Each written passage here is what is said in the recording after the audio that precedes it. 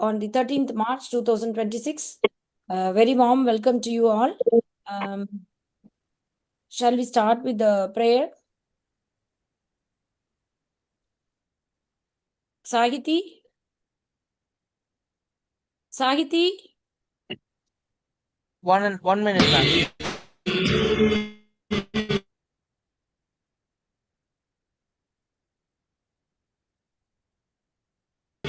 Is it audible now, the video? Yes. Whether the sound is... Little interruption. Not audible, Sahiti. Okay, ma'am. I'll check. In the meantime, I will welcome everyone before you organize. Yes, ma'am. Say good evening to all. Welcome Dr. Hiramat sir and Dr. Can you hear now, ma'am? No, it's stop. Yeah, it's hearing. Yeah, you can start from first. Yeah, we heard and then I think you stopped it. Little hitch.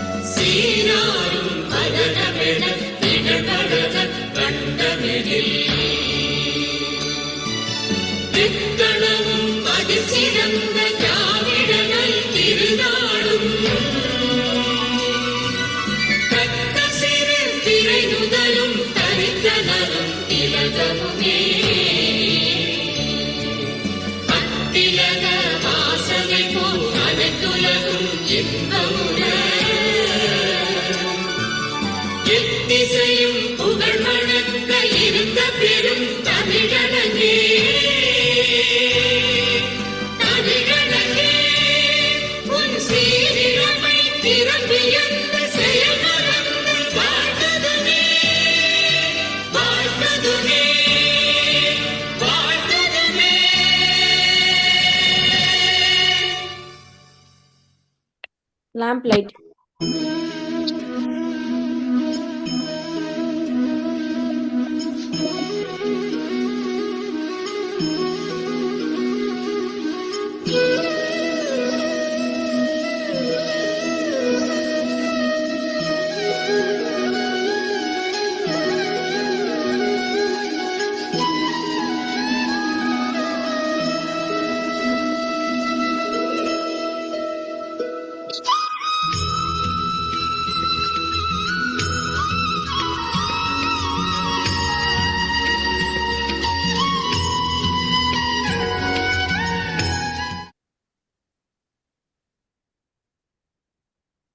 Sampath ma'am.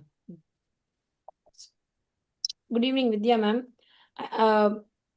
Vidya ma'am is our president for 2025 to 26 and she's the past president of OG Society Salem and she has done her MD-OG from thank you, Dr. Radhika. I think thank you, ma'am. Welcome. Yeah, I'll take over from there.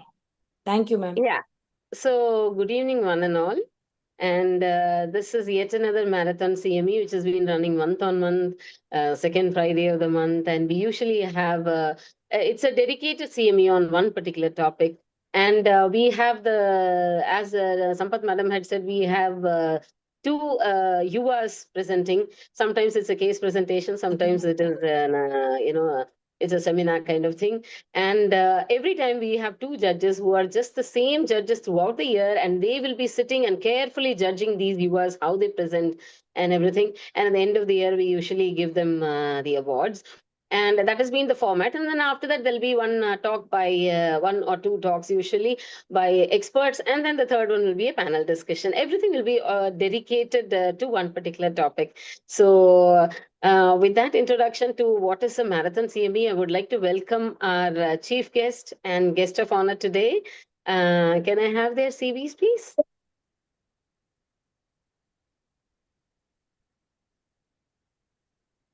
Yeah, so our chief guest today is Professor Dr. Vineet Mishra, and he is Director Advanced Gynecology and Infertility, Apollo Hospitals, Ahmedabad. Is he there around? Yeah. Yes. Yeah, I can't see I that. am. Sir Yeah, is you're there. there. Hi, sir. Yeah. So he underwent training at University of Pittsburgh, Fellowship USA, Seoul National University of South Korea, and published a number of articles in peer-reviewed national and international journals. He's been a reviewer for a number of journals. He has done research in the field of stem cells, pelvic organ prolapse, SUI, female sexual dysfunction, and he's been vice president of FOXY in 2016. And he's FOXY Urogynecology Committee chairman from 2011 to 13. And he's ex-director of India's largest multi-organ transplant center of all these organs, kidney, liver, pancreas, and uterus. And so with that, I welcome Dr. Vineet Mishra, sir. So very warm welcome, sir. Would you like to say a Thank few you, madam. words? Yes. Yes. And the best part is Madam called up, and as Hiramat says that no one can say no to Madam Sampath Kumari. She is an extremely noble person. He's a par excellence, she's a par excellent doctor, that is there, but a extremely noble person. And the best part is she's standing for FOXY presidency, and Madam, you should win. We Thank you, sir. Thank you We so are much. there to support you. Is तन मन धन सबसे ही आपके लिए support है, madam. There is not an issue. So please don't get worried. Stand there. There is only one person who will guide you. He is the person sitting at Tirupati. You know, the Chakradhari. And we should be afraid of him and Mahadev and no one else. And the best part is, all of you got my friend Hiramat onto this CME, and I am seeing him after a long time. I am seeing him, though I am seeing him on this Zoom meeting, but he looks healthy, good, excellent professor. The entire team, Vidya madam and of medical college, the entire program which you have chalked out, madam, is excellent, helping to know and boost the younger participants. All the best to this, and Madam Sampath Kumari, Madam, all the best to you. So all of you have to support the session, Radhika and everybody. See that no one goes unvoted. Sure, sir. No one needs the vote, you know. Radhika, one vote not being voted is equivalent to 3 votes lost for Madam. Yes, That sir. is the mathematics. Yes. We'll make sure Understood? everybody See votes. that, see that everyone votes, right? Thank you very much for inviting me and giving me this position. And I am here. I'll be listening to all the speakers during the meeting. Thank you. Thank you. Thank you very much, so sir. much, sir. Yeah, so we are all with her. And thank you very much, sir, for assuring us of your support as well. And it's very heartening to hear what you say, that each and every vote has to be cast in her favor. Thank you very much, sir. And I hope we'll be getting all your valuable inputs on the topics that are to come today as well. With that, I would like to welcome our guest of honor, Professor Dr. M.J. Hiramat, sir. Sir is a very well-known figure as well. And he is a Director, General Administration and Clinical Services in Teaching Hospitals and Emeritus Professor of OB-GYN at KLE, JGMMC and HMRC, Hubli. Ex-Principal KLE Kaher, JGMM Medical College, Hubli, and former Director, Karnataka Institute of Medical Sciences, Hubli, past Vice President of FOXY, Mumbai, ex-Chairman, Breast Committee of FOXY, and Chief Patron and Founder Secretary of Kasoga, Director, Hatch IVF Center, Mathoshri Women's Hospital, Hubli, past President of HDOGS and Kasoga, CEO, Arya Vedanta Scan Center, Hubli, past Senate member of Karnataka University, Dharwad, recipient of Millennium Fellow Award for Excellence in Academics by FOXY in 2000, past president of Rotary Club of Vidyanagar, Hubli, and president Ranga Vaidyaru Cultural Association, Hubli. Sir, you are a multi-dimensional person, and we can find out why. Because see, you have the discipline. You logged in before all of us, like 10 minutes before the time. So, and I think that is what has taken you so far. You've achieved so much in your life, and we are all very eager to know from you various other things as well, apart from academics. We welcome you for this program, sir.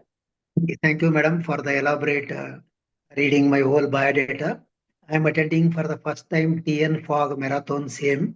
Nice to know that every month it is happening. Respected President Dr. Vidya Madam, Dr. Sampath Kumari Madam, Dr. Sarwan Kumar, and my very close friend for many years, 3 decades, and my VP at Foxy in 2017, and Dr. Vinit Misra, always an inspiring person, and all the today's chairpersons, speakers, and the panelist coordinators, and dear Radhika Madam, I really adore you, the way you have collected so many galaxy of speakers for this program. So all the efforts should go to. 2 days back, Sampath Kumari Madam, she called me. She said you should join my program. I said it is a pleasure to be in your program, Madam, because you are such a well-known teacher in the medical college for such a long time. I think the way you are conducting these programs for the benefit of UA and for the benefit of all the consultants is really amazing. Another very important thing, what I noticed is that there are 3 sessions which are dedicated. One is for totally for UA. Another is very important, that MMR. And third is the maternal collapse. I think all these are wonderful topics which are to be heard by each and every one. As far as the pathophysiology of PIH, this I am reading for last 40 years. To tell you frankly, still I have not understood what is the pathophysiology of the PIH. Every time it goes on changing, every time new things will come, so that you should be really updated to understand this subject. And this is the leading cause of maternal death today. One of the leading cause of the maternal death is PIH. I think no amount lost for this in understanding is really good. And basic like carbohydrate metabolism, Dr. Vijay Lakshmi is going to enlighten, and update on MMR it will be given by Sumati, and maternal collapse, nearly 8 to 10 faculties, learned faculties are there. I think a wonderful scientific program, well designed, will be definitely executed, because they are all so prepared and they are so learned. Thank you, Dr. Sampath Kumari Madam, for such an excellent feast of program. And my wishes to Dr. Sampath Kumari Madam, that as rightly told my colleague Dr. Vinit Misra, that she should get elected as a president of Foxy, and her services are needed. And always the president of Foxy should be a learned person like Sampath Kumari Madam, because we want the academics, we want everything. The way Madam is so lovable to everyone. See, she was introduced very few years back in Karnataka. Today I know that she knows so many of them personally. There is no need for me to tell to vote for Sampath Kumari. That is how she has become so popular, with her knowledge and with her very good understanding with all the colleagues. Madam, wish you all the best. Thank Thank you so much, sir. Thank you so much, and I Vinit wish sir and this Ramat sir. scientific. Thank you, madam. Thank you. Thank you, sir. Thank you very much, sir. Yeah. Thank you very much, sir. As you very rightly pointed out, we are having PIH and diabetes and maternal collapse, everything, and reducing MMR, because actually TNFOG this year's our slogan was to reduce MMR due to PPH. But then now we have, after that, we have been conducting so many programs for that reducing MMR by PPH. Now we are also onto the other things like PIH and other causes like sepsis as well, which is not included in this particular CME, but it will be there in the further CMEs. And thank you very much, sir, for being here and sharing your thoughts with us. Thank you. Thank you. And with Thank that, I welcome all the other faculty, learner faculty are there, the 2 judges are there, and the presenters are there, and all the panelists and the moderators. A warm welcome to all of you, and let us all have a good program without much ado. And I hand over the session to Dr. Radhika, who is a very efficient MOC, as always, smiling face and always very, very efficient. So over to you, Radhika. Thank you, ma'am. Thank you, ma'am. I invite 1 Sampath minute, ma'am. Radhika. Sampath ma'am. Radhika, Please. Thank you, Dr. Vinit sir and Dr. Hiramat sir. Thanks for joining within the short period of notice. I called them only 3 days back. the program was finalized. Anyway, thank you so much. And again, I request all of you to vote for me. I am contesting for Foxy President. The election year is 2026. The election will be from August 1 to August 10. All of you, please vote. Now we will go with the scientific section. I hand over the mic to Dr. Radhika. Yes, Radhika. Thank you, ma'am. Thank you, Sampath ma'am, for this opportunity. Thank you, Vidya ma'am. And thank you, sir, for both sirs for the kind words. And we will vote for Sampath ma'am. And we will coming on to the session, academic session. I invite Dr. Shanti ma'am, who is a professor, Department of Obs and Gynae, Savita Medical College and Hospital, Tamil Nadu. And she has done her MBBS from Madras Medical College and MD from IOG in Egmore. And she's trained in ultrasound, obs and gynae, advanced infertility, laparoscopy, and she's the ALSO provider. She has more than 25 publications, and she's very dedicated. And every session, they chair the session and they listen to the delegates, the faculty who's presenting. And welcome, Shanti ma'am. Radhika, 1 minute. I think Yes, Teresa ma'am. is there. Radhika? Yes, ma'am. Can you hear me? Teresa is there. Who is there with you? Teresa. No, ma'am. She's Aparna. She's presenting, ma'am. Aparna presenting. Okay. Yes, The ma'am. next speak. Next. Introduce. Yes, ma'am. Next is Dr. Kartika Prabhu. I welcome Dr. Kartika, who is a professor, SRM Medical College Hospital and Research Center, Katankulattur. She has done her MBBS from MMC and MD from JIPMER. She is an undergraduate and postgraduate teacher. Her special interests are high-risk pregnancy, gynae endoscopy, midlife health. And she has won numerous awards, Dr. A.V. Umaguchi Memorial Gold Medal Award, Asha Bakshi Award, and she's won the prize. Ma'am, we will start the program, ma'am. Yes, ma'am. Okay. All right. Then the first presenter is Dr. Aparna Satterla. She is working as a senior resident Obs and Gynae in ESI Hospital, Tirunelveli. Welcome, Shanti and Kartika Prabhu. Yes. Thank you. Radhika. Ma'am. Thank you, ma'am. Yes, ma'am. Thank you, ma'am. Sripriya Sahiti, Thank you, ma'am. can you please share the slides, Aparna slides? Yes, ma'am. Thank you. You want 12 minutes. Yes, ma'am.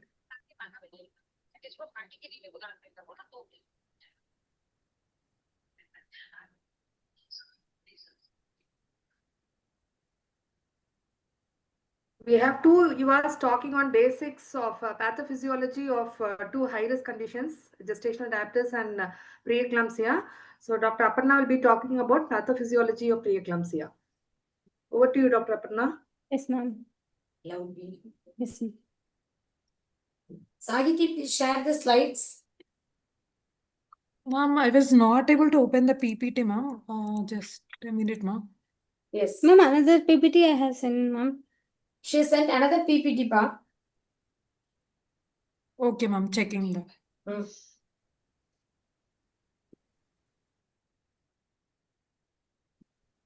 Or shall we? Yes, ma'am. Once, please try from your end also, ma'am. It's open. Oh, it's not opening. Shall we ask the other presenter to do our Vidya Lakshmi? Yes, ma'am. Okay. I mean, this it is open. Only from music opening. You can read from there. Ma'am, can you share my slides? Yes, ma'am. Yeah, Aparna ma'am, I was not able to share your slides, ma'am. It is showing like, sorry, PowerPoint can't read your PPT. So I request you to please share again, ma'am. Yes, ma'am. Yes. You can present, I think Dr. Vidya Lakshmi can present. For Yes, one. ma'am. I will be sharing her slides. Okay. 1 second. Dr. Vidya Lakshmi is senior consultant from SRM Global Hospital.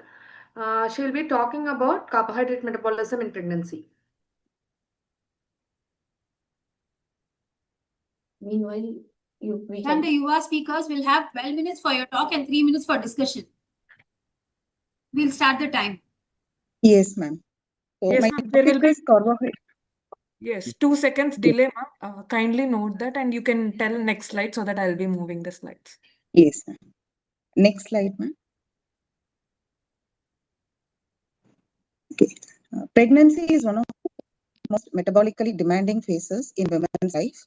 Metabolic adaptations occur due to remarkable reconfiguration of maternal energy use, nutrient allocation, and hormonal changes. Among these three changes, hormonal changes play a major role in carbohydrate metabolism in pregnancy. These changes are very important. I mean, these metabolic adaptations are very important to support growth of the developing fetus by ensuring adequate supply of glucose as well as to meet the increased physiological demand of the women during pregnancy, labor, and lactation. Next slide, ma'am. So this slide shows normal carbohydrate metabolism in individual in a very simplest form. So after the food intake, the glucose gets absorbed into the bloodstream. So the pancreas senses the increasing blood glucose level and it responds by secreting insulin. Insulin causes liver, skeletal muscle, and other tissues to take up more glucose, and so the normal glucose homeostasis will be restored. Next slide, ma'am. So what are the maternal metabolic adaptations which occur during pregnancy? So the appetite is increased, food intake is increased, but the physical activity will be decreased. There is hyperlipidemic and fat deposition, which will be used for later pregnancy. And there will be changes in the hormone levels in the body. So major maternal hormones which are increased during pregnancy are estrogen, progesterone, prolactin, and cortisol, which play a major role in carbohydrate metabolism. And the placental hormones involved are human placental lactogen, placental growth hormone, insulinase, and leptin. Among these placental hormones, human placental lactogen is a major catalyst for increased insulin resistance, which occur during pregnancy. Apart from these changes, there is increase in TNF alpha, cytokines, and inflammatory mediators. All together lead to insulin resistance during pregnancy. Next. So key changes to maternal glucose metabolism during pregnancy. As I already told, this maternal metabolic adaptations occur in order to support increased energy demand during pregnancy. What happens in early pregnancy is increased adipocyte hypertrophy as a form of energy storage for later pregnancy and changes in the insulin sensitivity. In fact, the insulin sensitivity will be improved or remain unchanged in the first half of pregnancy. In late pregnancy, the insulin sensitivity is decreased in peripheral tissues, that is in muscle and adipose tissue, and also centrally in the liver. And there is compensatory increased insulin secretion from the maternal pancreatic beta cells. Hepatic glucose output is increased and blood glucose levels are increased. Together, these changes allow for increased glucose transfer to the fetus to support growth. Next, ma'am. So in early pregnancy, there is a metabolic shift towards anabolic storage. Glucose uptake and lipogenesis increase to build maternal reserves. Placenta begins forming and establishment of nutrient and gas exchange pathways happens. These lead to unchanged fasting blood sugar and insulin level, unchanged or improved glucose tolerance, and increase in maternal and placental hormones happen in early pregnancy. Next. Next, ma'am. In late pregnancy, insulin resistance rises to prioritize fetal glucose supply. The anti-insulin effects of placental and maternal hormones increasingly apparent. It becomes increasingly apparent. As a result, there is increase in basal and postprandial insulin levels, increase in postprandial blood glucose, increase in insulin resistance, decrease in insulin receptor sensitivity, decrease in glucose tolerance, and there is low renal threshold for glucose and raised GFR, which lead to physiological liposuria during pregnancy. Next, ma'am. So what happens is in pregnant individuals, and what is the difference between pregnant and non-pregnant individuals? There is maternal fasting hypoglycemia, which is less than non-pregnant individuals due to continuous fetal consumption. And there is increase in postprandial hyperglycemia and hyperinsulinemia in pregnancy due to anti-insulin factors. And when the sugar levels are coming back to normal, it won't come back to normal in pregnant individuals. Rather, it will come back to normal in non-pregnant individuals. That is the main difference. Next one. So in healthy pregnancy, even though all these physiological changes are happening and there is increased insulin resistance, the pregnancy will cope up to maintain the normal glucose homeostasis. So what happens in fat cells is there is increased lipolysis, decreased sensitivity, but increased expansion of the fat cells. In the liver, there is decreased insulin sensitivity, but there is increased beta oxidation of glucose.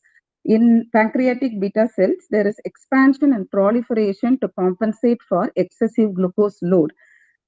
There is decrease in apoptosis of the beta cells of pancreas, and there is increased response to the glucose level. So increased glucose demands and hyperphagia lead to hypertrophy and hyperplasia of the pancreatic beta cells, which increases insulin secretion and physiological concentrations of glucose. Next. But if an individual is predisposed to develop any abnormal carbohydrate metabolism, like if the patient is genetically predisposed, when there is some problem with insulin receptor transduction efficacy, when there is pancreatic beta cell dysfunction, or patient is already obese having the metabolic conditions, some other metabolic conditions or autoimmune conditions, this healthy transfer won't be happening in the carbohydrate metabolism. Next. So in that case, there is immature cell infiltration, immune cell infiltration in the fat cells. There will be lipid spillover and peripheral fat deposition. And increased fat deposition happens in the liver also. So increased glucose output and decreased beta oxidation of the glucose. And in pancreatic beta cells, impaired beta cell adaptation happens that leads to decreased proliferation and expansion and decreased response to the insulin, a response to the increased sugar levels by the pancreatic cells. Everything together lead to inflammation and development of diabetes mellitus. So this is what happens. Glucose crosses the placenta by facilitated transport, but maternal insulin doesn't cross the placenta. So when the glucose reaches the fetal cells, the fetal beta cell stimulation happens and there is fetal hyperinsulinemia and fetal overgrowth. Next one. So then Pedersen hypothesis. So when there is maternal hyperglycemia and it transfers through the placenta to the fetus, when there is fetal hyperglycemia in early pregnancy, there is high chance of congenital anomalies. If the same fetal hyperglycemia happens between 0 to 20 weeks of gestation, there is decreased early growth. There is fetal growth restriction. When fetal hyperglycemia is there, when fetal hyperinsulinemia happens more than 20 weeks of gestation because of all these physiological changes, this fetal hyperinsulinemia may lead to neonatal hypoglycemia, neonatal surfactant deficiency, and immature metabolism, liver metabolism after birth of the baby, and jaundice in future. So in long term, it may even cause poor neurodevelopmental outcome in babies. Next, ma'am. So this slide shows everything in a nutshell. So because of the maternal and placental factors and because of excessive transport of glucose, amino acids and lipids to the fetus, there is gluconeogenesis, lipogenesis and excessive anabolism in the fetus. There is hyperglycemia in the fetus which lead to hyperinsulinemia in the fetus. That in turn lead to fetal overgrowth and neonatal macrosomia and its outcome, adverse pregnancy outcome. This may lead to adverse outcome even in the adulthood also. Thank you, ma'am.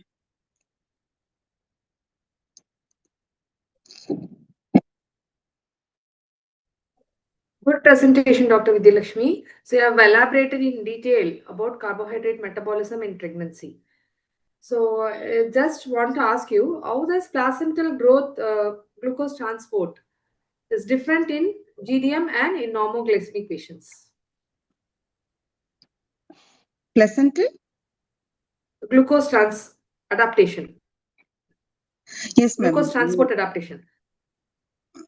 Glucose is transferred due to by facilitated diffusion generally happens, and because of the anti-insulin effects from the placental hormones, the insulin resistance happens. Okay. So does the maternal glucose metabolism affect the fetus in the long term? Yes, ma'am. It affects in long term. Maternal hyperglycemia and maternal Can you just tell the mechanism? hyperinsulinemia. Yes, ma'am. Maternal hyperglycemia and maternal hyperinsulinemia may lead to adult onset of disease, metabolic syndrome in future. Exposure So, to hyperglycemia in the fetus may lead to adult onset of disease in the what does future. hyperglycemia do? Yeah. So Hyperglycemia hyperglycemia lead in to pregnancy will produce hyperinsulinemia. Increase in insulin-like growth factor binding protein, all these lead to adiposity and development of obesity, and so the development of metabolic syndrome. Yes. So it can produce some epigenetic modifications, so it can affect the fetus in the long run. Okay. Does fatty liver have any association with development of GDM? Yes, ma'am. Already fatty liver is a metabolic dysfunction only, ma'am. So gluconeogenesis, everything happens in the liver. So fatty liver means this glucose metabolism will be impaired in the mother. So it's a marker for metabolic dysfunction. Yes, yes,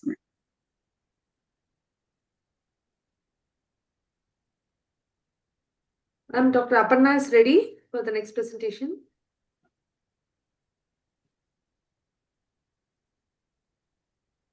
Thank you, Dr. Vidya. I'm ready, Yes, ma'am. ma'am. Yes, ma'am. Thank you, ma'am. Share. We will share the screen up and down. This one. You start. Make it slideshow. That is it.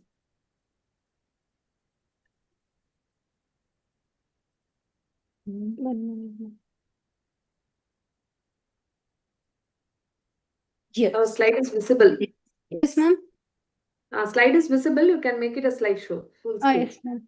Okay, ma'am. Thank you, ma'am. Good evening, sirs and good evening, sir and ma'am. I'm myself, Dr. Aparna, senior resident from ESI, ma'am. Today I'm going to present pathophysiology of the hypertensive disorders in pregnancy. Contents are going to be introduction, classification, a brief classification, etiopathogenesis, factors which are responsible. Factors The slide is responsible. not moving. Ma'am, here it is The moving. slide is not moving. Ma'am, it is moving, ma'am. No. One minute. No, sorry, ma'am. Not in slideshow, I think. Oh, Only yes, the first ma'am. slide is seen. Slideshow. I put, ma'am. Escape.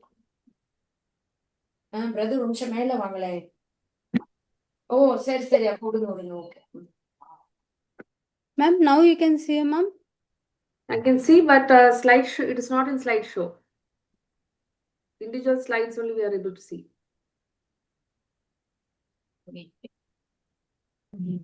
Ma'am you just go to the bottom. இங்க கீழே பாத்தீங்கன்னா ஒரு cup மாதிரி இருக்கு பாருங்க ma'am. அதை click பண்ணுங்க ma'am. Yeah, just click it.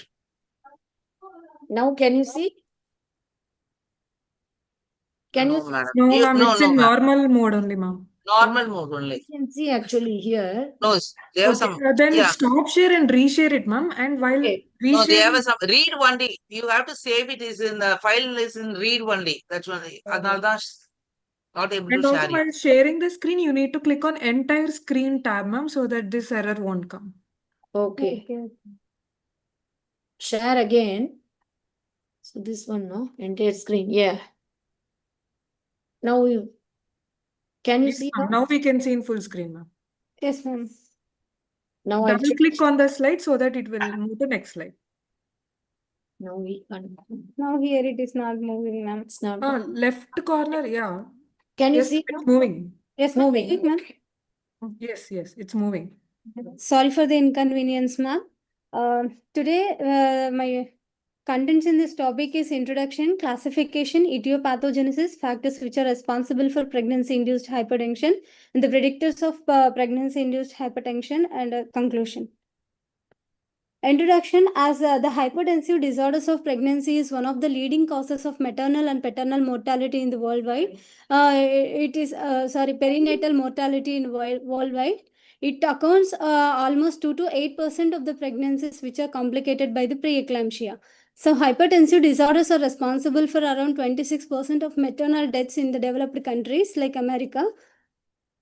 In pregnancy, hypertension is defined like a BP more than or equal to 140/90 mm of Hg on two occasions 4 hours apart. If BP is more than or equal to 160/110, and we will repeat the BP within 15 minutes. According to the ACOG guidelines, the hypertension in pregnancy is classified into 4 categories. One is the gestational hypertension, which is a newly diagnosed hypertension after 20 weeks of gestational age, and the hypertension will be normal after the 12 weeks of postpartum period. Chronic hypertension of any etiology, preeclampsia syndrome, preeclampsia superimposed on chronic hypertension. In preeclampsia superimposed chronic hypertension, already the patient is a hypertensive but suddenly uncontrolled BP after 20 weeks of gestation, and which is going to be till 12 weeks of gestational age, 12 weeks of postpartum period. Chronic hypertension, which is prior to 20 weeks of pregnancy, and it persistent after 12 weeks of postpartum period. We call significant proteinuria when dipstick is more than or equal to 1+, but it should be persistent more than 1+, according to Williams. But dipstick, if it is more than equal to 2+, then it is called significant proteinuria. The signs of end organ damage includes the platelet count less than 1 lakh, AST, ALT, it should be increased by more 2 times than the normal value. Serum creatinine more than 1.5 or doubling from the baseline.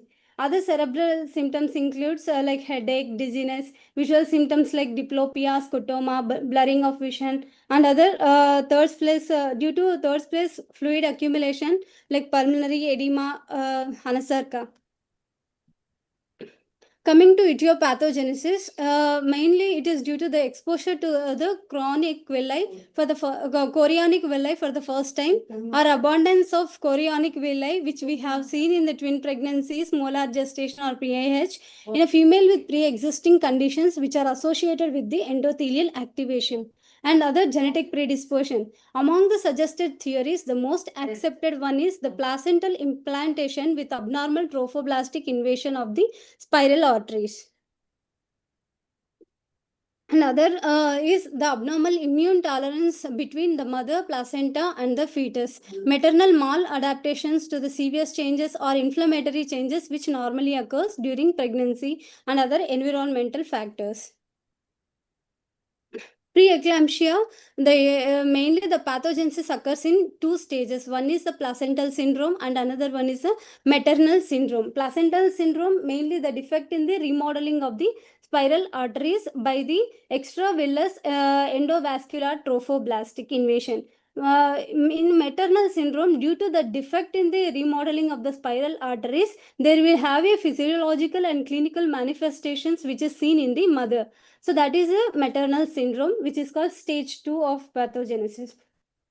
And this is just pictorial representation, ma'am. Here emphasizing the genetic risk factors like genetic, environmental, immune, metabolic causes, which have abnormal trophoblastic in development, and we will in detail we will discuss in further slides. And this is a stage 2 where the angiogenic and anti-angiogenic factor imbalance, and mother will have the symptoms. So the normal trophoblastic invasion, which is usually start first wave will be completed by 12 weeks of gestational age, where the endovascular trophoblast first enter into the lumen of the spiral arteries, and it forms a cellular plug which destroys the vascular endothelium, and the invasion and modifications occurs in the tunica media. The smooth muscle fibers and connective tissues of the tunica media are replaced by the fibrinoid material, which is non-responsive to the vasopressin. Thereby, the vessels remain dilated and decreases the resistance, increases the blood flow. This is the normal adaptation by the trophoblastic invasion. So this trophoblastic invasion usually occurs in two phases. Phase 1 is the decidual part of spiral, which takes place in decidual part of spiral arteries, which is occurred before 12 weeks. And phase 2, it occurs, the trophoblastic invasion occurs within myometrial part of spiral arteries, and it replaced by 12 to 16 weeks. And this is the pictorial representation, ma'am. That light pink color is the decidual part of a spiral artery, and the darker one is the myometrial part of the spiral arteries, where the extravillous endovascular trophoblastic invasion occurs, and the lumen will be dilated. It keeps dilated, thereby there will be decreasing in the resistance. But whereas in preeclampsia patient, that there is a abnormal trophoblastic invasion, which leads to narrowing of the blood vessel, and further this that in detail we will I'll discuss in further slides, ma'am.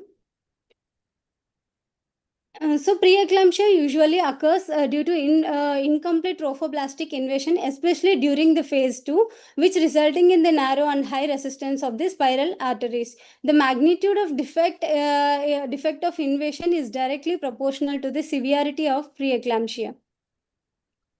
So, due to the narrowing of the spiral arteries or arterioles, there will be decreasing in the blood supply to the placenta, that leads to hypoxia and placental ischemia, leads to the placental ischemia and placental syndrome. So this is on electron microscopy. The features of ischemic placenta shows endometrial damage, myometrial proliferation, atherosclerosis due to lipid-laden macrophages, fibrinoid necrosis, thrombus in the blood vessel, sclerosis of the arteries, and placental infarcts. The consequences of ischemic placenta will resulting in high resistance in the vessels, narrow blood vessels, where the T helper cell type 1 is more than the type 2 cells. Usually during the pregnancy, the T helper cell type 2 is more, which provides the immunological tolerance between the placenta, fetus and the mother, that create the humoral immunity. But in case of preeclampsia, there will be rise in T helper cell type 1, which produces more number of inflammatory markers. So that is a result, resulting in the more secretion of more inflammatory markers, and further leading to the maternal syndrome. Altered immune tolerance to the paternal and fetal genes, eventually that leads to maternal syndrome. Yeah, ma'am. In case of maternal syndrome, due to the ischemic placenta, there will be releasing of the anti-angiogenic factors, vasoconstrictors, inflammatory mediators, and the decreasing in the releasing of vasodilators and angiogenic factors. So these are the vasoconstrictors: SFLT1, soluble endoglobin, thromboxane A2, TNF-alpha, endothelin L, increasing in the sensitivity to vasopressors like angiotensin. These vasoconstrictors are increases in the preeclampsia. Then there will be the decreasing in the vasodilators like prostacyclin, placental growth factor I2, thromboxane A2, VEGF, placental growth factor, nitric oxide, and syndican. Ma'am, here the SFLT1, mainly it inactivates the VEGF, and it decreases the placental growth factor. That almost lead to 40% risk of pregnancy-induced hypertension. This soluble endoglin helps in binding of the TGF-beta, which is a transforming growth factor. This binding of TGF-beta helps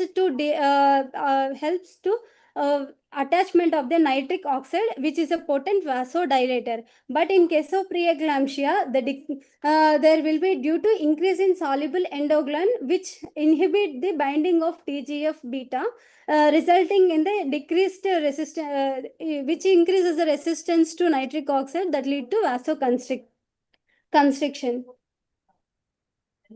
So there will be, and one more slide, ma'am. This is a syndican, one syndecan 3, and which is a transmembrane heparin sulfate proteoglycan, which is secreted by the syncytial trophoblast and the endothelial surface of the blood vessels. Mainly, this expression will be decreased in the patients with preeclampsia, ma'am. So the imbalance between the vasoconstrictors and vasodilators there leads to the vasospasm, causing hypertension, and formation of these free radicals causes endothelial damage and increases the capillary permeability, and eventually leads to third space fluid accumulation. There will be intravascular hemoconcentration, and production of lipid-laden macrophages leads to atherosclerosis and thereby end organ damage. This is Vitcho's triad having endothelial injury, hemoconcentration, and platelet aggregation, which leads to thrombus formation and activation of the systemic microvascular coagulation, which leads to thrombus and end organ damage. The factors responsible for pregnancy-induced hypertension are immunological factors, genetic factors, environmental factors like obesity, decreased calcium level, complement system activation, which is usually seen in autoimmune conditions like SLE, APLA syndrome. Coming to the high risk, one is the immune tolerance factors which are responsible. One is immune tolerance. Normally, the maternal immune system develops tolerance against paternal genes, fetal genes, and other antigens. This happens with the help of an unique properties to the lymphocytes, mainly the regulatory T cells. Regulatory Th type 2 cells are more increased in pregnancy. That is one of the mechanism, and other are decidual macrophages, decidual natural killer cells. These cells not only they help in developing the immune tolerance, but they also plays an important role in the vascular remodeling and trophoblastic invasion. And genetic factors. This is a multifactorial and polygenic disorder. Not only the maternal and paternal genes, but also the fetal genes also responsible for pregnancy-induced hypertension. The possible genes are like HLA-DR4, interleukin 1b, polymorphism in TNF, thromboxane. The family history, coming to the family history, if mother is having the history, 20 to 40% risk, sister 10 to 35%, and twins 22 to 45% risk is there. Ethnicity, most commonly it is seen in African and American females, African-American females. So this is the pictorial representation where the genetic factors, environmental factors, and immunological factors causing impaired trophoblastic invasion, further leading to other damage.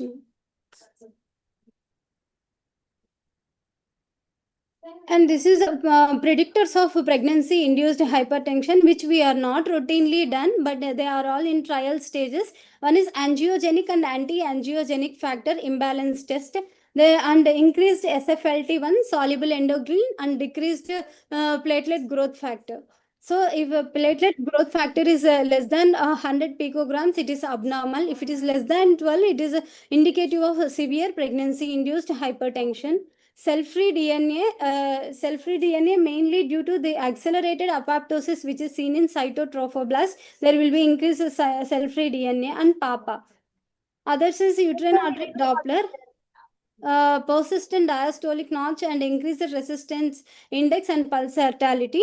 More than the PAH, it is most commonly the predictor of IUGR, uterine artery Dopplers.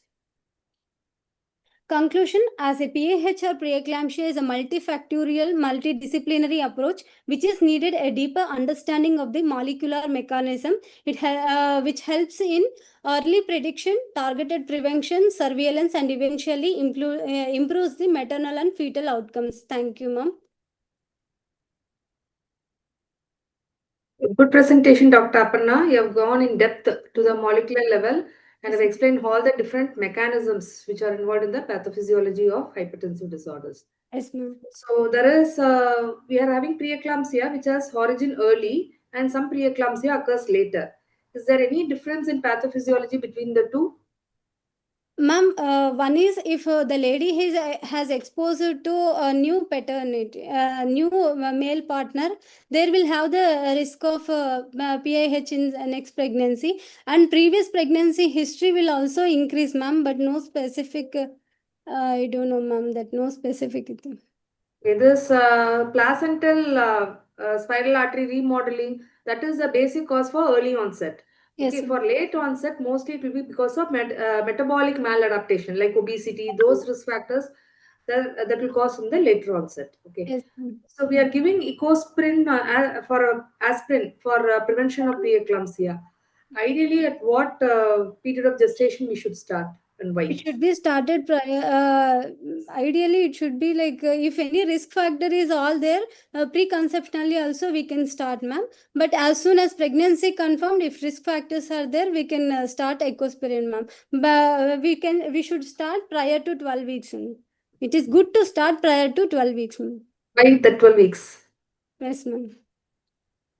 No, why you want to start before 12 weeks? Ma'am, already if the thrombosis, all these inflammatory cytokines released into the blood, released and thrombus will occur and it is difficult. So prior prevention is better than cure. So we are giving prior only, ma'am, if risk factors is there to mother. That is because trophoblastic invasion is going to Invasion take will place occur around by that 12. time. Yes, So that ma'am. is the basic pathophysiology. So we have to start before that. Before that. Yes. So it was a good presentation, Aparna. Yes, And ma'am. Thank because you. you were speaking about in depth about the molecular biomarkers, so anything about thrombospondin? Any new that is a newer marker? Thrombospondin, ma'am. Yeah. No idea, ma'am. Okay. So again, any elevated thrombospondin is also a marker because that also inhibits angiogenesis. So there is a new marker that is under study. Okay. Otherwise, it was a very good presentation. Yes, ma'am. Yeah. Thank you, ma'am. Thank you. Thank you, ma'am.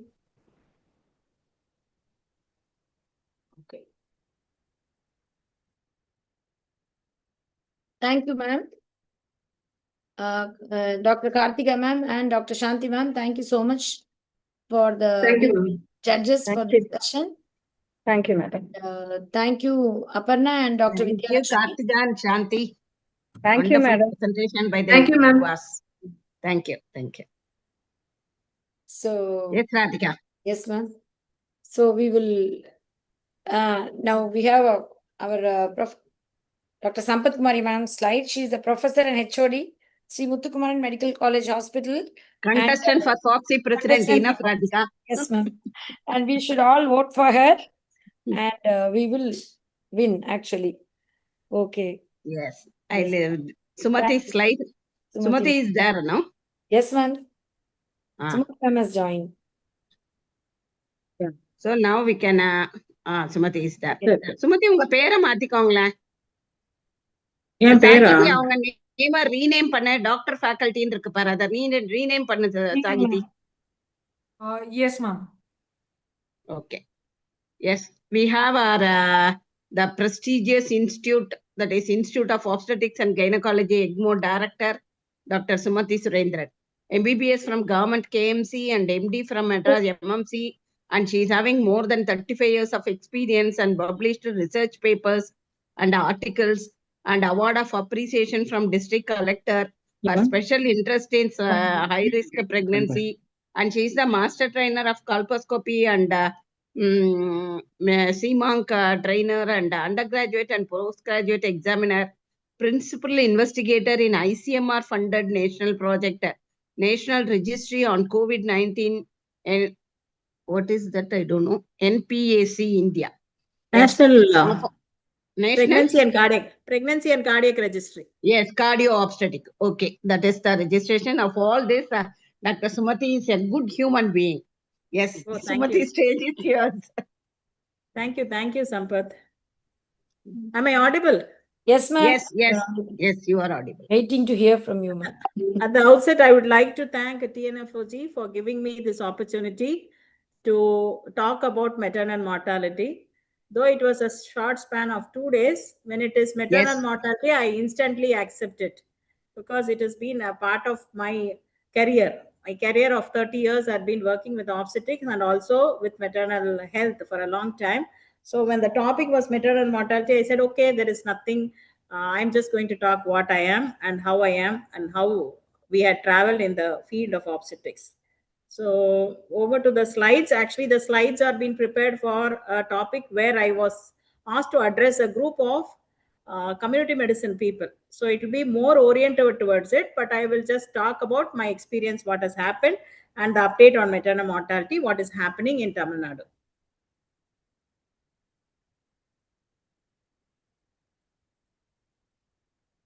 Sorry for the short duration, Sumati. I called the chief guest and guest of honor also. No issues, Sampath. It is Only always before 3 days. No, you gave me a platform to talk with a lot of people because it has to percolate.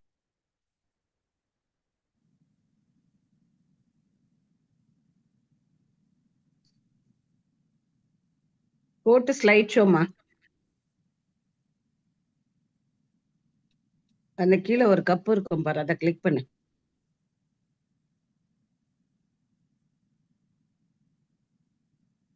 Yes. Yes, Sumati.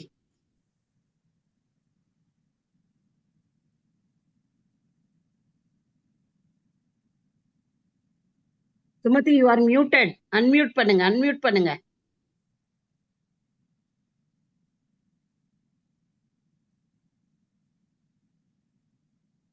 ஏமா unmute பண்ண முடியலையா? அந்த ஒரு red simple தெரியுதுல்ல, அது மேலேயே click பண்ணுமா.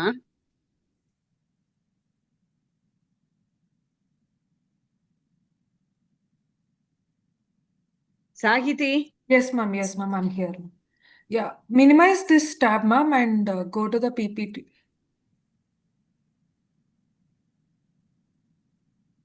Yes, ma'am. Yeah, you need to click on enable editing on top so that it will be.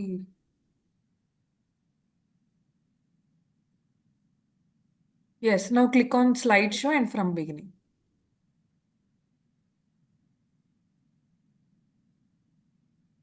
No, not that. On top there is slideshow option, ma'am. Right. Yes, ma'am. Now we can see. You are on mute, ma'am. Kindly unmute.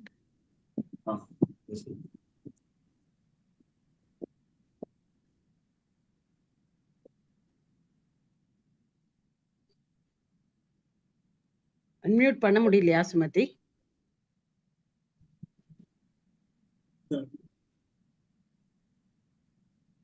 ஸ்கிரீன்ல தெரியுமா? நீ பேல வருதா?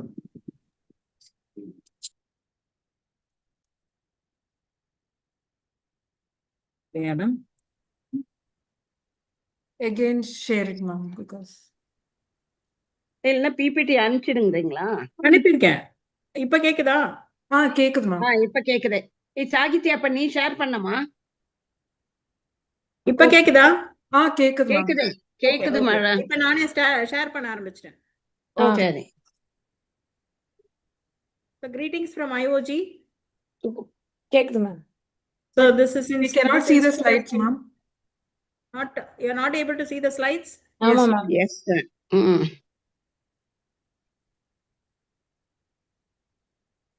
நீங்க share பண்றீங்களா? ராதிகா, நான் உனக்கு share பண்ணிருக்கேன் ஏற்கனவே. ஆமா பண்ணிட்டேன் madam.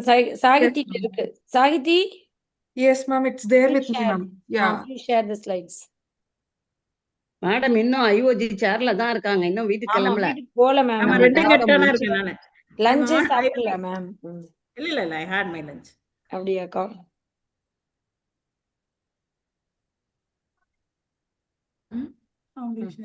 Sure.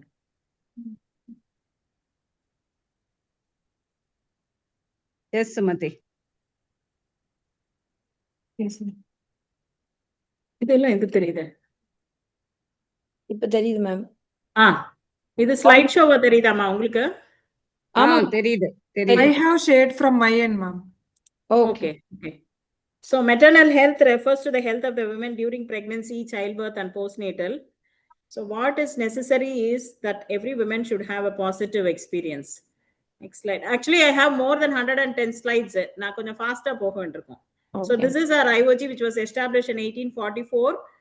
even before by the Britishers, and this has been serving for a long time. So with rich experience from IOJ, I would just like to tell what is happening around in the Chennai as well as in the Tamil Nadu state. Next. So maternal mortality is not a mystery. We know why it happens. We have the tools to prevent it. The question is whether we can end preventable maternal deaths and whether will we do it. So this is the question. What is happening from now from our side? You can see that whether we will do it or not. So it all depends on our effort. Next. You just see the vital events, what is happening. The present maternal mortality ratio in Tamil Nadu is 38 per 100,000. India is 93. So we have come down from below 93, but our sustainable developmental goals or our goal is to have less than 70 in the whole of India. Though Tamil Nadu has achieved it, we have to sustain it. If you are not able to have a concerted effort, it is difficult. Sometimes it might go up also. So the effort which we have done so far, we should have an effort so that we reduce it more and also have to sustain it. Next. Next slide, ma'am. So we always talk in terms of 3 times, a mother, father, baby. So in 3 times, I just like to tell what has happened over the years with respect to time, with respect to the place, with respect to the persons. So this is what has happened. This article, I just got it from Foxy before 2000. So you just see the summary of events which has had with Foxy has said. The study was made with 55 medical colleges and 10 district hospitals and 3 community blocks, where the study covered 4,369 maternal deaths. When you just see what is the event, they said the major killer is anemia and then preeclampsia, lack of economic events, lack of money, lack of transport, and all these things had been. And you just see the maternal mortality was 572 per 100,000 live births. That was before 2000. So just 25 years back, you see that around 572 mothers died each year. So this was the event which was happening so many years. So the Foxy had said that we have to have a concerted effort, and Foxy has got a long way to go in reducing it. So this was the event which was there before 2000. Just next slide. Next, please. So from 2000 to 2012, you just see the early trend of maternal mortality. What is it? From 572, it reduced to 3001, and then 275, 74, then 2012, 212 by 2007 and 2009. So this was the reduction in the points, or the points which reduced over the period of 10 years is around 80 points reduction. By 2012, we wanted to reduce around 100. By now, that is 2025, we have the points reduced to below 100, that is 93. We have had a reduction, a steady reduction in the maternal mortality has happened. So this was what we were thinking till 2012, where can we reduce it? Next. So you just see the trend, what has happened, and what was the intervention which was made in 2004. The intervention was the National Rural Health Mission came into place. It was Health and Family Welfare. And then National Urban Health Mission came. Now it is NHM together with all the interventions, with all the concerted effort from various organizations. We have seen a reduction from 2012 to 93 by now. Next one. Next slide, ma'am. So this is again the same slide depicting that there has been a reduction in the maternal mortality with various slow paces. It has come a long way from 1997 to 2012, and now it is reduced it. Next slide. So you see that there is a sharp reduction from 2007 to 2015. You see from 2012, it has come down.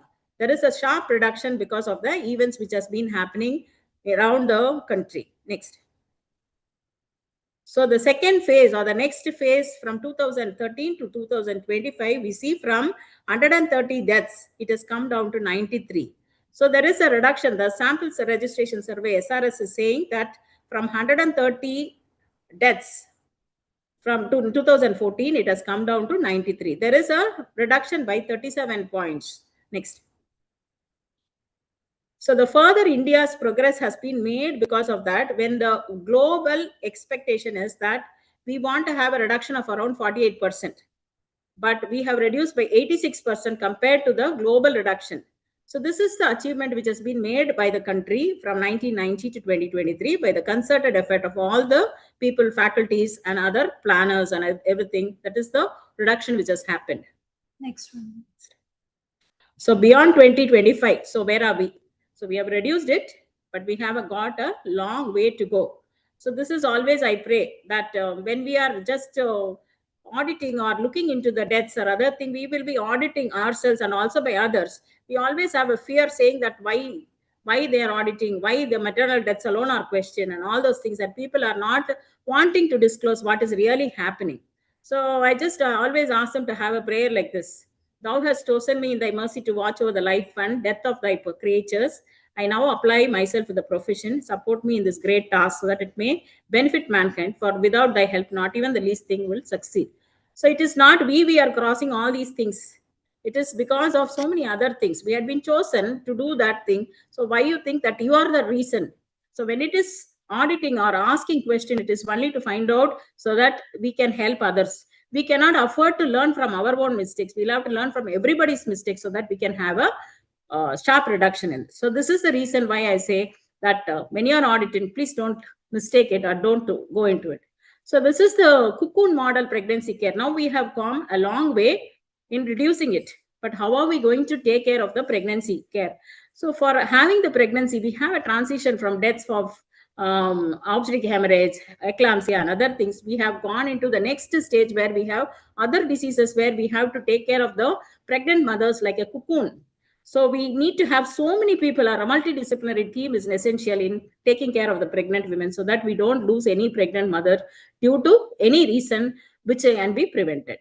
So this is the pregnant. So many people are needed.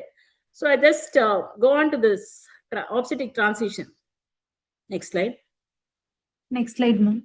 So I do not know many of you whether they do not know about obstetric transition.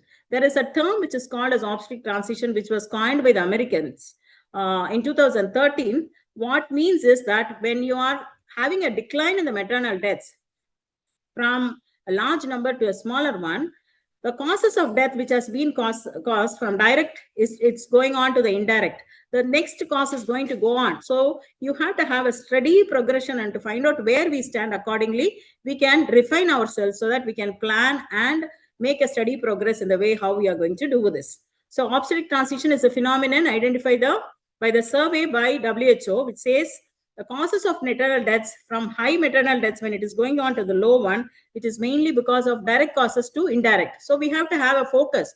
We would have been having training in PPH and PIH, but now we are going on to the next stage where we have heart diseases, we have sepsis and other things when that has to be taken care of. So you should change your focus from that into the next step so that you don't have deaths happening in those things. Otherwise, you will fail in your process of reduction. Next. So this is how the obstetric transition is, say that stage 1, 2, 3, and 4, and 5. So India is in the stage 3 where we have 50 to 298. So we are somewhere in this. So we have to tackle the direct causes. We'll have to tackle the indirect one. There are some states in the country where there is a reduction less than 50, like Kerala, Maharashtra, Tamil Nadu, Telangana, all have reduced it less than 50. So we are in this transition of stage 4 where we have to tackle all the indirect causes of death, because they are going to be the problems, and how we are going to tackle that is a challenge for us. So we have to change our focus from direct. That doesn't mean that we have to forget it. We have to have a focus on the direct as well as more focus on the indirect causes. Otherwise, we will not be able to have a further reduction to stage 5. Only some of the, I do not know, where very few countries have got it less than 5. That means that is all the preventable deaths are avoided. So we have to go from 4 to 5 means we have to have a concerted effort. So this is the place where Tamil Nadu is in. Next slide. Next one. So India falls under this, and Tamil Nadu is in the stage 4. Next.